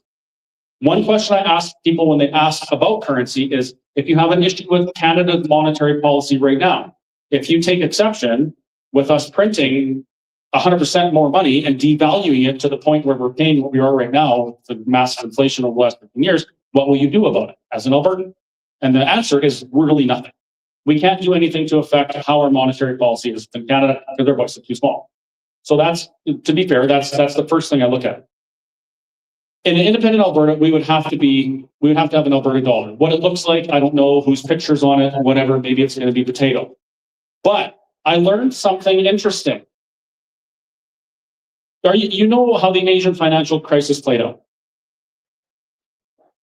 Okay, I lived there during So- the crisis, actually. I met with a guy named Martin. He was born in Hong Kong, and he was so, like, he just had to tell me these things because he was so worried. He said, you got to listen to my story about what happened in the Asian countries. They had their dollars pegged to the US dollar. It wasn't backed by hard assets. Predatory investment happened. They cracked everything, and it was just a disaster. The only one that survived was Hong Kong. I said, well, why did Hong Kong survive? And he said, because Hong Kong has 105% of their GDP in reserve, hard assets, hard reserves. He said, when Alberta is independent, he's an independence-minded Alberta, but he's forward-thinking. If we don't make sure that our, whatever it is, Alberta dollar is backed with reserves, we will be vulnerable to predatory investments that could do the same thing. They could wipe us out, so we have to do it. You can't do that right off the bat. That's going to be something we're going to have to work up to that, right? So we adopt the US dollar. We can trade internationally. It's mostly stable. It's easy to trade with our largest trading partner. 88% of our trade is south anyway. And we can just do it day one, but we have to build an Alberta dollar, build an Alberta reserve. That's my personal opinion for monetary policy. And I am more than happy to have people smarter than me weigh in and say, you know, maybe we should do something different. Maybe we should use, I know there's a lot of people in Ottawa that want to use the Chinese currency because China is everything. Sorry, I can't help myself, folks. But yes, so when you ask who would you talk to about these things, Dennis Kalma, he's great. My friend Tanner today, young man but very astute with things like this, and my new friend born in Hong Kong, Martin, who shared the information about the Asian financial crisis. And by the way, folks, if you want to look this stuff up or fact check it and then send me some criticisms or critique or whatever, you can find this stuff, Whistle Stop Cafe, whistlestoptruckstop.ca/blog. Got a whole bunch of blogs there. Lots of them deal with Alberta independence, and I've compiled these questions and my answers as best I can in easy to read, easy digestible format on the website. All right, thank you. I'm looking forward to more and more nerdy, really boring conversations about monetary policy. That's my favorite. Mine's going to be very short. So considering Alberta has grown since 1965, since we adopted the maple leaf flag, significantly about 25 to 30%, so 1.4 million, give or take, Albertans have moved here either internally or from elsewhere, like myself. What in policy has to include that, kind of thinking down the line? How do people who are contributing members, building community, engaging, supports, whether it's for local people, Santa Claus funds, all the good things. How do they get to be a part of that, and what parts of policy address that in the plan? Where are you from? Born in USSR, raised in Israel. Oh, cool. So, landed immigrant, permanent resident, citizen. Well, My it affects It's going to be printed on my driving license. Thanks to our premier soon. I can show you that. No. The reason I'm asking is because I think what you're asking is it's an immigration question. It's an immigration policy question, right? So what I'm understanding is you're wondering about people who are here without Canadian citizenship. How would Alberta deal with them? Well, they would apply for citizenship. That's what it would be, right? They would apply for citizenship or apply for the same type of temporary citizenship or whatever, or temporary resident status they have right now. There is no way in hell that I would ever advocate for or even allow a conversation to happen that says we're getting rid of everyone who's not a citizen. That's complete crap. Like the people that are here right now, why would we want to disrupt their lives like that? If they want to live and contribute to the most free, prosperous, highest GDP nation on earth, I want them here 100%. And in no situation would I agree with just randomly kicking people out. I would go through the process and maybe make sure nobody's an axe murderer and go from there. Let's go a little further. Last night in Calgary, a young gentleman of Indian descent came up to talk to me for a little while. And he's a Canadian citizen, but only recently got his citizenship. He was born in India, immigrated here, and he said there are concerns within the Indian community. He's a strong independence proponent, but he's hearing from others because a lot of them have family members who have recently immigrated or recently come in. They're permanent residents or even perhaps not even up to that status yet. And we do hear some voices now and then calling for things like mass deportation of everybody who doesn't have a citizenship. That's one of the dangers of the internet, because anybody can get up and say something like that or make that noise that gets around. But I think nobody serious within the movement is making that kind of call. Aside from the poor morality of the whole concept, it would be an economic catastrophe. We've got to remember, these are some of our most productive Albertans. They really are. Now, talking about illegal immigrants is a whole different story altogether. Some of the people who have abused student visas or snuck in or came in under false pretenses, that's a different conversation altogether. But we as a movement do have to watch a bit of our xenophobia and remind ourselves many of our best Albertans weren't born in Alberta. And Rachel Notley was born in Alberta. So it's a valid thing about our messaging and how we got to think about things broadly, though. If we want to build a nation that's going to be prosperous and free, it means we include everybody who's here now. Just so you know, I hope you didn't take offense to me asking. I'm not trying to pry. Like it makes no difference to me what your citizenship status is here. As a matter of fact, I'm interested to know about your time in the USSR because we could be cousins.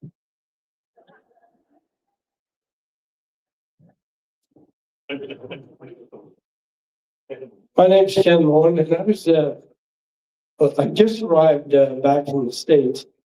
And the confusion that I have and the questions that I get asked often is the difference between independence, separation. The difference between independence and separation. Well, what Alberta is looking for is independent sovereignty, actually. Sovereignty. Independence is a tool by which we gain sovereignty. We can become sovereign. I'm pursuing sovereignty, meaning that Albertans decide what governs Alberta and how their lives are affected by that governance, period. Separation, I think that it's a word used with in a negative context to describe the movement. It's a negative sounding word. When I was a kid and Quebec was doing their thing, we called them dirty separatists, right? But yeah, Alberta we're not separating from anything. Like we can't, we're physically attached to the seams. So that's the difference.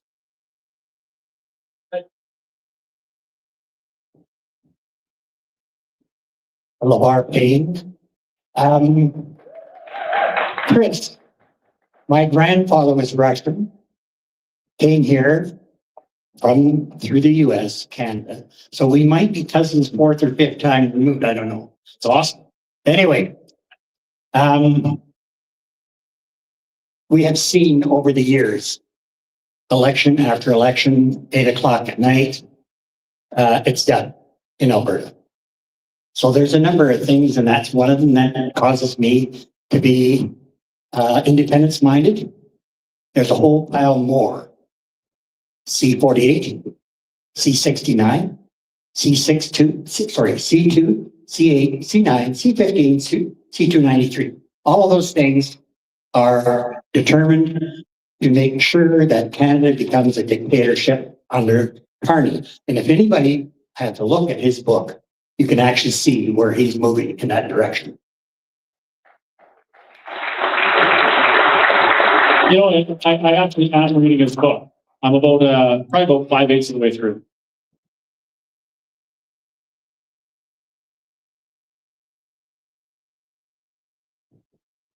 Last night, CBC Television, the National, there was a report actually about the independence or sovereignty movement here in Alberta.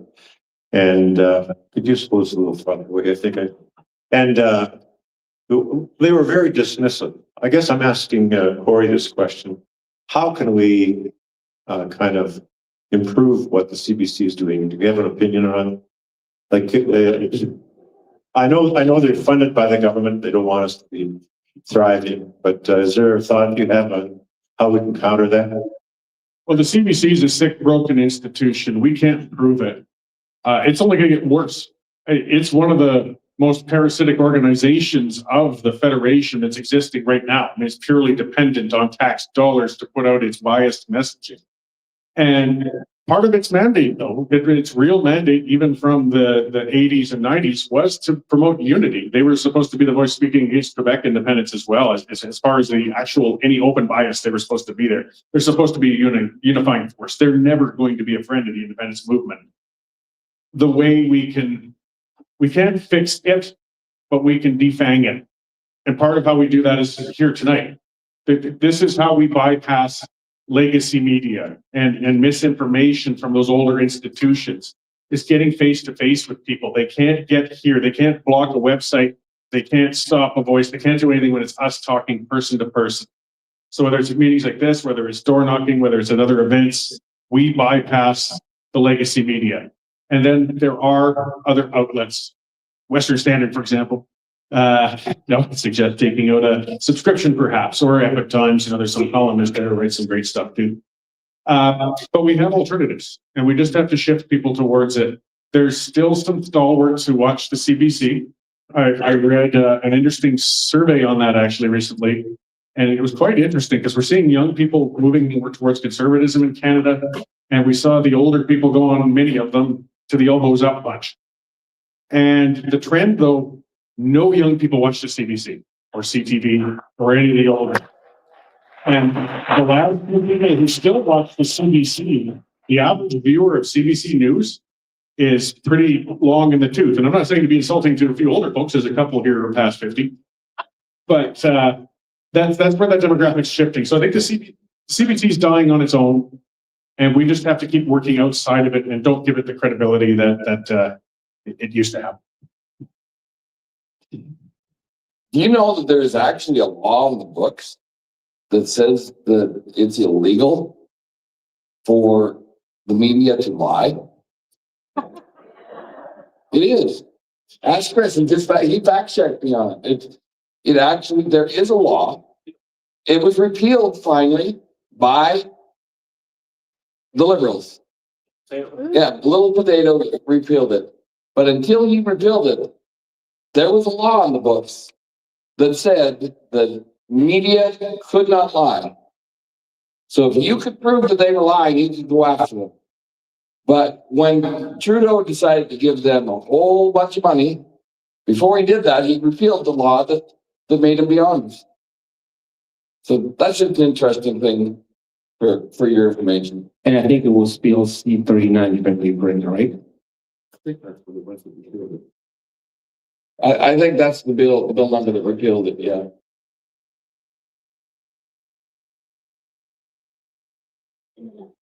Hi, my name's Wayne. First off, I want to just, without getting an answer, put a question to the audience. Keep this in your mind. How much overreach are you folks willing to keep putting up with? Now I'm going to give a statement. 3 times in my lifetime, I've had this federal government go ahead and completely wipe me out financially. Close bank accounts without any due process, without any notification to me. And further to this, the direction that has already been commented on about the various bills, this is nothing less but an ushering in of tyranny. My question to the people on the stage, my understanding is that there is allegedly from APP or wherever, I want to know if you have any awareness of this, a Bill of Rights that is being worked on. And the second part is, if so, do you know if and when it might be revealed to the people like the value of freedom document? I'm going to let Lamar answer that one.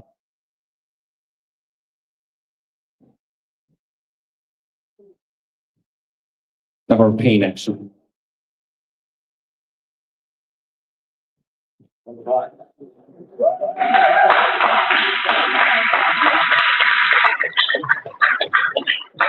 Thanks, Chris. Good question. So there is a group of guys who may have heard of them. They were called Black Hats. Very good bunch of guys who, in fact, put together a package of 22 rights and freedoms working with the premier and some of the MLAs. And we brought it forward to the premier and gave it to her as a suggestion, not necessarily that she had put them in exactly as they were written. And at that point, the premier and her cabinet, her NRAs, decided to put forward some changes to the existing Bill of Rights. And this group, in fact, met with people all over the province, including the UCP provincial board, presented these items. And finally, in Red Deer, at the AGM, two people got up and presented this 22 Bill of Rights, and there was discussion back and forth on it. And a vote was taken, and I believe it was around 90% of the 6,000 people that were there voted for it. And nothing really happened with it. The premier didn't take those, or her cabinet, or her caucus didn't take those and put them in. She sprinkled a couple of little pieces into the new Bill of Rights, but not the ones that really protect the whole province and every Albertan. Thanks. So just to add to that, I'm supportive of Premier Smith. I'm supportive of our government mostly, but this is one area in which I was heavily criticizing. And it's because in our new Alberta Bill of Rights, they slipped in a kind of Section 1 type thing. Basically, you have these rights unless demonstrably justified in free and democratic society. You know, the section that they use to strip you of your rights. I was absolutely livid to find them. And I was very critical of them.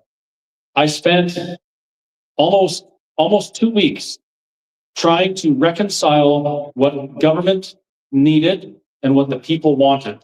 What the government needed was ways in which they could give us a Bill of Rights, and that's hard to even say, affirm rights that we already have via a piece of paper, while still being able to pass legislation that we asked for. For example, one piece of legislation that was asked for was the Compassionate Intervention Act, right? We wanted a legal mechanism by which if our sons or daughters or mom or dad or loved one were in a situation, in addiction or mental health crisis that they could not recover from, that there was a way to get them help they needed. We wanted that. But in the Bill of Rights, there was a right to bodily autonomy, medical choice. So how do you reconcile the two? So I spent a lot of time and a lot of effort, and I wrote a very, very long and robust essay as a burger flipper. Of course, leaning on my lawyer friends and leaning heavily on the internet and using AI to debate back and forth. And I presented that to them. I said, look, if you want to do these things, this is how you can do it. And it was crickets. And we got this watered down version of what should have been the greatest document that Albertans have ever seen, short of a Declaration of Independence. So, you know, for all of my, cheering for my UCP government, and some of them are my friends, this was one case in which I was very critical, like very vocal, opposed. And you can find that, by the way. I've got that. That's on the internet. You can read what I wrote, the whole thing. Hey, you talked earlier, and I've heard this, I don't know how many times, is that every province has the right to all of their resources and what they do with it and their economic independence. And yet, federal government keeps high-watching everything we do. How is that possible if it is the law or the whatever that says that we have that right, not when we don't have that right? Well, that's the federal provincial jurisdictional battle that's been ongoing from the start, and they work around it. You notice the federal government didn't come in and take Alberta's oil, but they put massive export tariffs on it and forced us to sell it domestically at a reduced price. But it was still technically Alberta's oil. They find ways to abuse our ability to get it to market. It's still Alberta's oil, but the federal government can create those choke points so we can't get it out of the province, or at least not in a realistic timeline. Another way they dealt with things when energy companies did what they didn't believe they would do with the National Energy Program. They up and left. They said, well, it's so easy. We'll just form Petro-Canada and that'll fix it. Petro-Canada lost money every year all the way until it was finally privatized. Only government can lose money in an oil company in Alberta, but they managed. But at the same time, that technically didn't violate our natural resource ownership. The bottom line is, it keeps coming back to that same thing. If we want to end this, we have to become independent. Nothing else. It's just going to be an endless battle of them finding ways to bypass our own rights. Okay, we have a few online questions. I'll get back to ask them and then we'll answer them. Okay, so question number one is basically about the people who are getting benefits from the government, such as EI, childcare benefits, and all those things. What do you think is going to happen after Alberta declares independent? Do you think that, or do you expect that those monies coming from Ottawa will be affected in such a way that will be detrimental for the people of Alberta? Well, the first thing to remember is that money that comes from Ottawa first came from Alberta. Alberta does not cut a check and send it to Ottawa. Ottawa collects taxes on our behalf, both provincial and federal, and GST, of course. The only thing they don't collect is Alberta corporate tax. So they collect all the taxes, they have it, and then they send us money back in the form of transfers. So whatever the federal government is currently sending us originated here. We are a net contributor to Confederation to the tune of between $20 and $30 billion a year, depending on what you're looking at and depending on the year. So somewhere around there, but tens of billions. So that's the first thing. Regarding the specific policy arrangements for things like EI, Alberta should already be doing it. We have a constitutional jurisdiction to manage our own unemployment insurance. We should be doing it. We over-contribute $1 billion a year. Same with the Canada Pension Plan. We over-contribute $3 billion a year. We should be doing it ourselves. At the very least, if we're doing it ourselves and we don't like how, okay, let me back this up. I'll rephrase it. If you don't like how the Canada Pension Plan is managed, what you get for benefits, what your contributions are, how do you change it? Yeah, because one of the problems that I'm hearing on the base is that there are some folks that refuse to, should I say, support the referendum or sign the petition simply because they don't know what's going to happen because they're on benefits. Right. Things Yeah, like that. I'm getting to it. Right now, if you don't like how your federally managed entitlements or programs are managed, there's nothing you can do about it as an Albertan. Not effectively. We can't vote our way to change with any of those things. If we bring it back to Alberta, we can. Now, here's another very specific thing that I advocate for. When Alberta transfers certain programs from a provincial jurisdiction to a national program, right? It's an Alberta national program now. There will be it's not going to be perfect. There will be hiccups. Anybody who's receiving something right now cannot, and if I have anything to do with it, will not be left behind. If you're getting a federal entitlement, and that entitlement ends when Alberta becomes independent, Alberta must pick up the tab. There is no question about that. You couldn't, from a moral standpoint, you couldn't say, we want to change the jurisdiction of Alberta, and we're just going to leave all these people behind. No, that's not how it works. We implement what we can at the time. Alberta Employment Insurance, Alberta Pension Plan, Alberta Old Age Security, Alberta Child Tax Benefit, whatever. If we don't implement it right away, it doesn't matter. We still pay it. We have to cover it. So nobody gets left behind. And I think I'm going to take a final question for the online audience. This is a very fun one. When I watched this, I was kind of giggling. This is from Derek from Unacceptable Credentials watching on my YouTube channel. So you want to say hello to Derek? That's fine. Yes. So got some viewers. Awesome. He was saying, and a lady right here, she was talking about this possibility that people like myself, Unacceptable French and many others are considered AI slop. So what do you think is going to happen once Alberta becomes what do you think or what do you expect? What do you think is going to be the reaction? Just like a fan voice. The reaction for what? from the from Alberta basically. Well, Second, you mean, so they're calling me AI? and myself AI. Do I like AI to you? Well, I gotta ask folks, if someone was gonna create an AI avatar supporting Alberta sovereignty, would they really make them look like me? Like seriously, come on. Or Shane, well, and Corey. I've had other shortcomings. This is exactly why we're doing these meetings. So that the people that have questions can actually shake our hands and meet us and look us in the eye. It's way too easy on the internet to have a conversation go off the rails, right? Because there's no human connection there. That's why we're doing Let's Talk Alberta, because we want to get in rooms with Albertans, whoever will come here, and have the conversations with them. And then, I mean, you can tell that I'm not AI, although I suppose I could be a Tesla robot with a really poor costume. Yeah, it's funny. It came up today. I was on Sheila's show, and that this subject was up because of the AI stuff and things. And I like the way Sheila put it. It says, well, we've both been seen in the wild before, so people know that you and I aren't real. But that kind of comes back to getting out to these things face to face. It's crazy how this world is and how good that stuff is getting. That if all you've seen of a person is on a digital form, a fake person can be created. Maybe that's already happened. But we can be pretty confident that the ones that are showing up at these meetings are real. The tech hasn't gotten that far yet. And that's the way to defeat it. One-on-one, person to person, in the same room.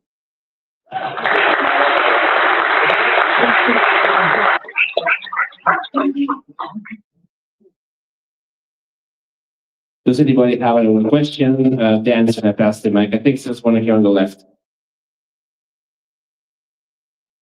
Sorry, it's just gotta be a certain distance from my mouth or I get nervous.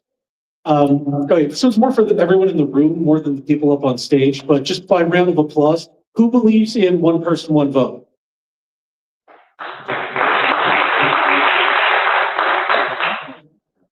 Follow-up question, that was about half the room applauded. And you guys are tired of being outvoted 9-1 by the rest of the country? You can't believe both things at once, just saying. Thanks. What's the question? I think he's saying like it or lump it in the federal system, we were outvoted. And that's the point. I am, as an Albertan, I'm tired of that. And I would much rather live within a structure where we can vote and change the things that affect us locally. It's an age-old concept. Yeah, just to get to that whole thing and why there's a problem in Canada, why it's failing. Chris talked about a lot of that earlier. And we've got a country, look at the geographic size of this country. And anybody who thinks that we're culturally the same from coast to coast has obviously never traveled. I mean, Newfoundlanders are from another planet. And we need a system that allows for that variance, and it's not allowing for it. And that's what's causing the conflict and the clashes. I like to bring up as an example, anyways, when we talk about systems, there's a landlocked country, which is a much smaller than Alberta, and it has 4 official languages. It's surrounded by different countries, and they've got a very minimalist federal government, but they got 26 little independent cantons within it. And it's Switzerland. And a centralist authoritarian person would think that country should have exploded into 4 different separatist movements and would have gone and joined Italy and Germany and France and the rest of their bounding. Instead, it's one of the most secure, stable nations on the planet. And some of those cantons are radically different from the north end of Switzerland to the south because they're allowed to be with those local cultures, those local languages, those local differences. And if we can decentralize to allow for that, because different parts of Alberta have different interests in rural and urban, we need a system that addresses that.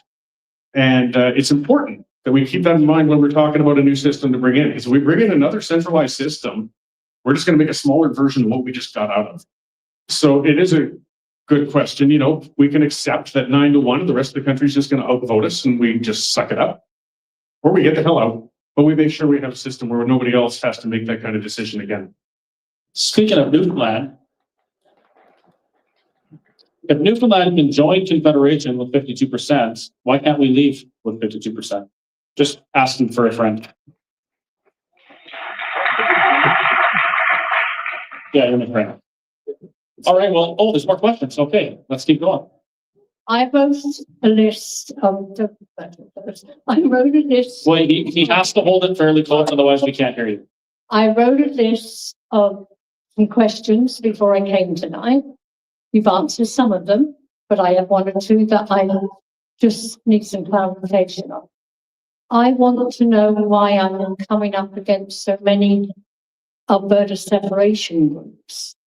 You're not amalgamating. Well, we're doing, Why is this? we're doing different things. So there's a group right now involved in actively canvassing for petitions to support a referendum. We're not doing that. There's a group that's associated with some of those people that run education meetings and educational campaigns.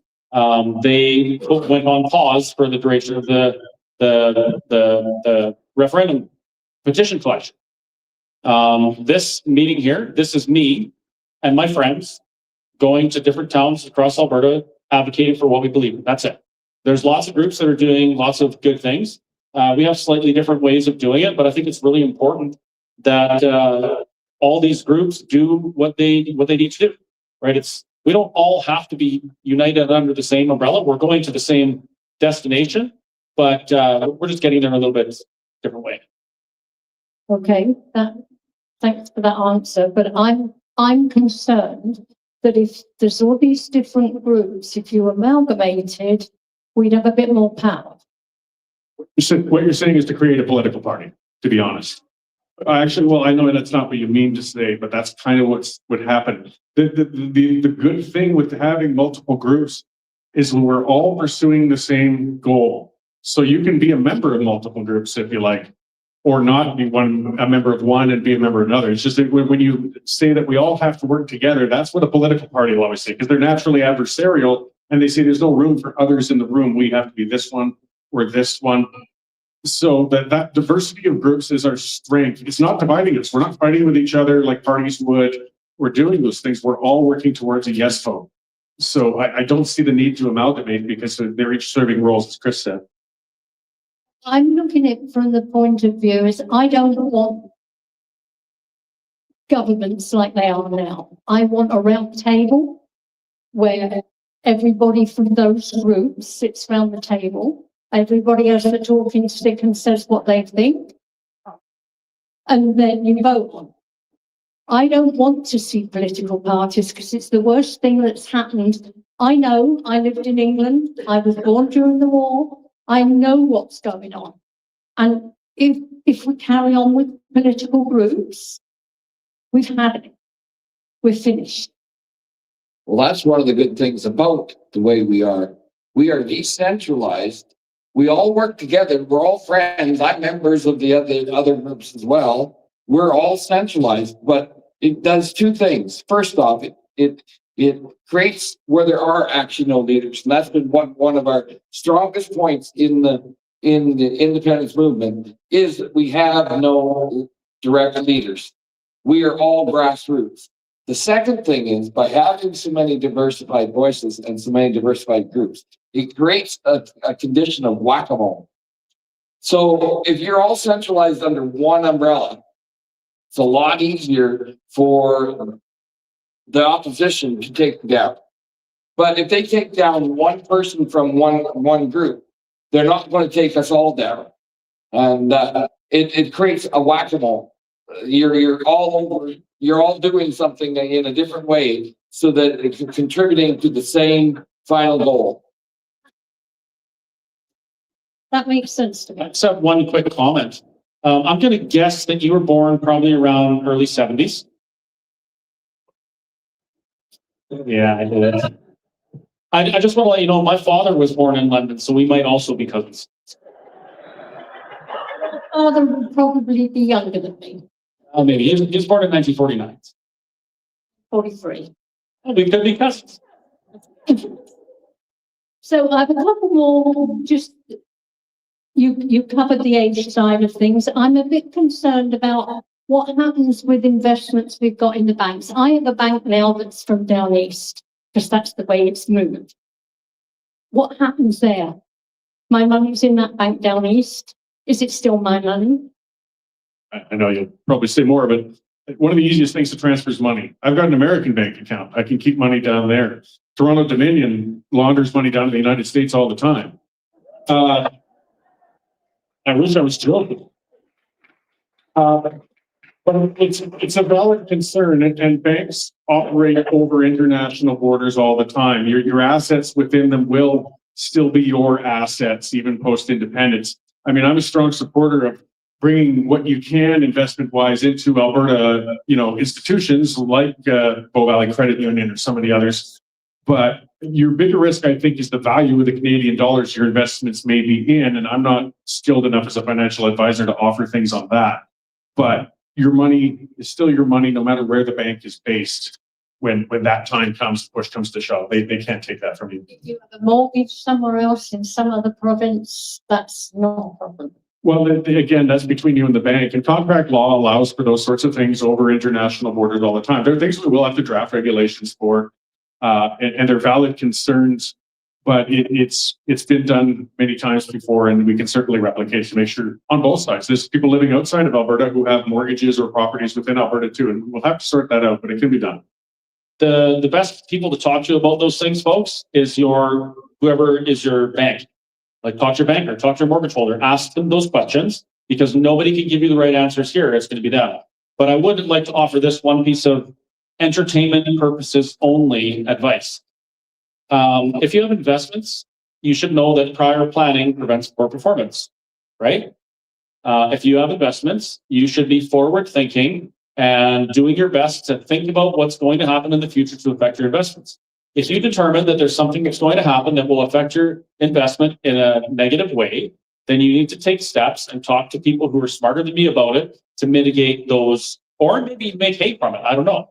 And of course, what I'm getting at here is when Alberta leaves the Federation, the Canadian dollar will inevitably change one way or another. You have to figure out which way you think it's going to change and act accordingly to protect your wealth. And that goes with anything, not just Alberta independence. It could be any type of thing. Like, the government's going to implement this policy. You need to think ahead and decide how that's going to affect your money, and then plan for it.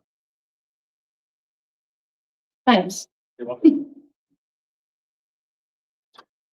Okay, I think that is the last question. I'm going to ask everyone, what's that? Do you have a question, Wade, or is it a comment? Yeah, I do. This one's kind of a history question. So, groundwork. First, I'm to understand that Quebec did not choose to sign the Federation in the early 80s under Pierre Elliott Trudeau's effort. Is that true? That is correct. Okay, so now the next question as a part B is, I'm not understanding, if they aren't really part of the Federation, how in the world are they a separate sovereign province and allowed to have any kind of seating within Parliament as a country, a nation's government? Well, because they are part of the Federation. They act like they're not, but they are. One other thing that Quebec did after the 1982 Constitution was they passed a law saying that they wouldn't listen to anything the federal government said. They actually passed a law saying that they would use the notwithstanding clause on every piece of federal legislation because they were so pissed off about it. So they used that on 300 or 400 pieces of federal legislation. No, we're not going to do it. No, we're not going to listen to you. We're our own, whatever. So the Supreme Court ruled that it didn't matter that they signed. It was still ratified. It still was in effect. Quebec still gets equalization payments. They still get representatives in the House of Parliament. They just act as if they're sovereign. That's all it is. And actually, it's a really good case study on sovereignty, what Quebec does. Benoit Trudeau, enough. Read his book. You can get it on Amazon. It's actually, it reads like a comedy, the way Quebec acts within Confederation. It's fantastic.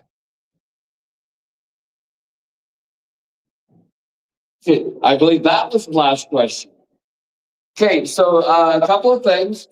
We have a lady that's going to come up and say a prayer in closing. But before we do that, can I ask that once we do, and that everybody help put everything away, and we return it to the way the hall was before. Okay. Where is the lady that's gonna come say the closing prayer? Okay, right here. Oh, yeah, we had a good conversation earlier.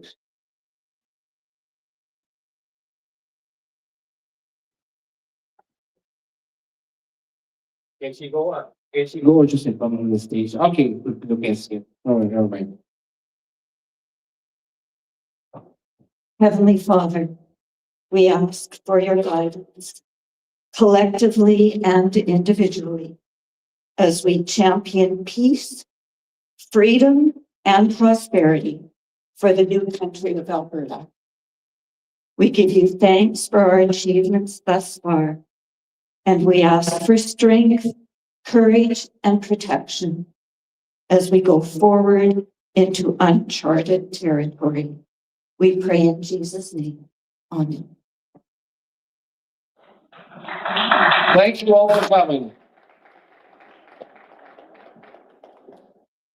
Yeah, baby.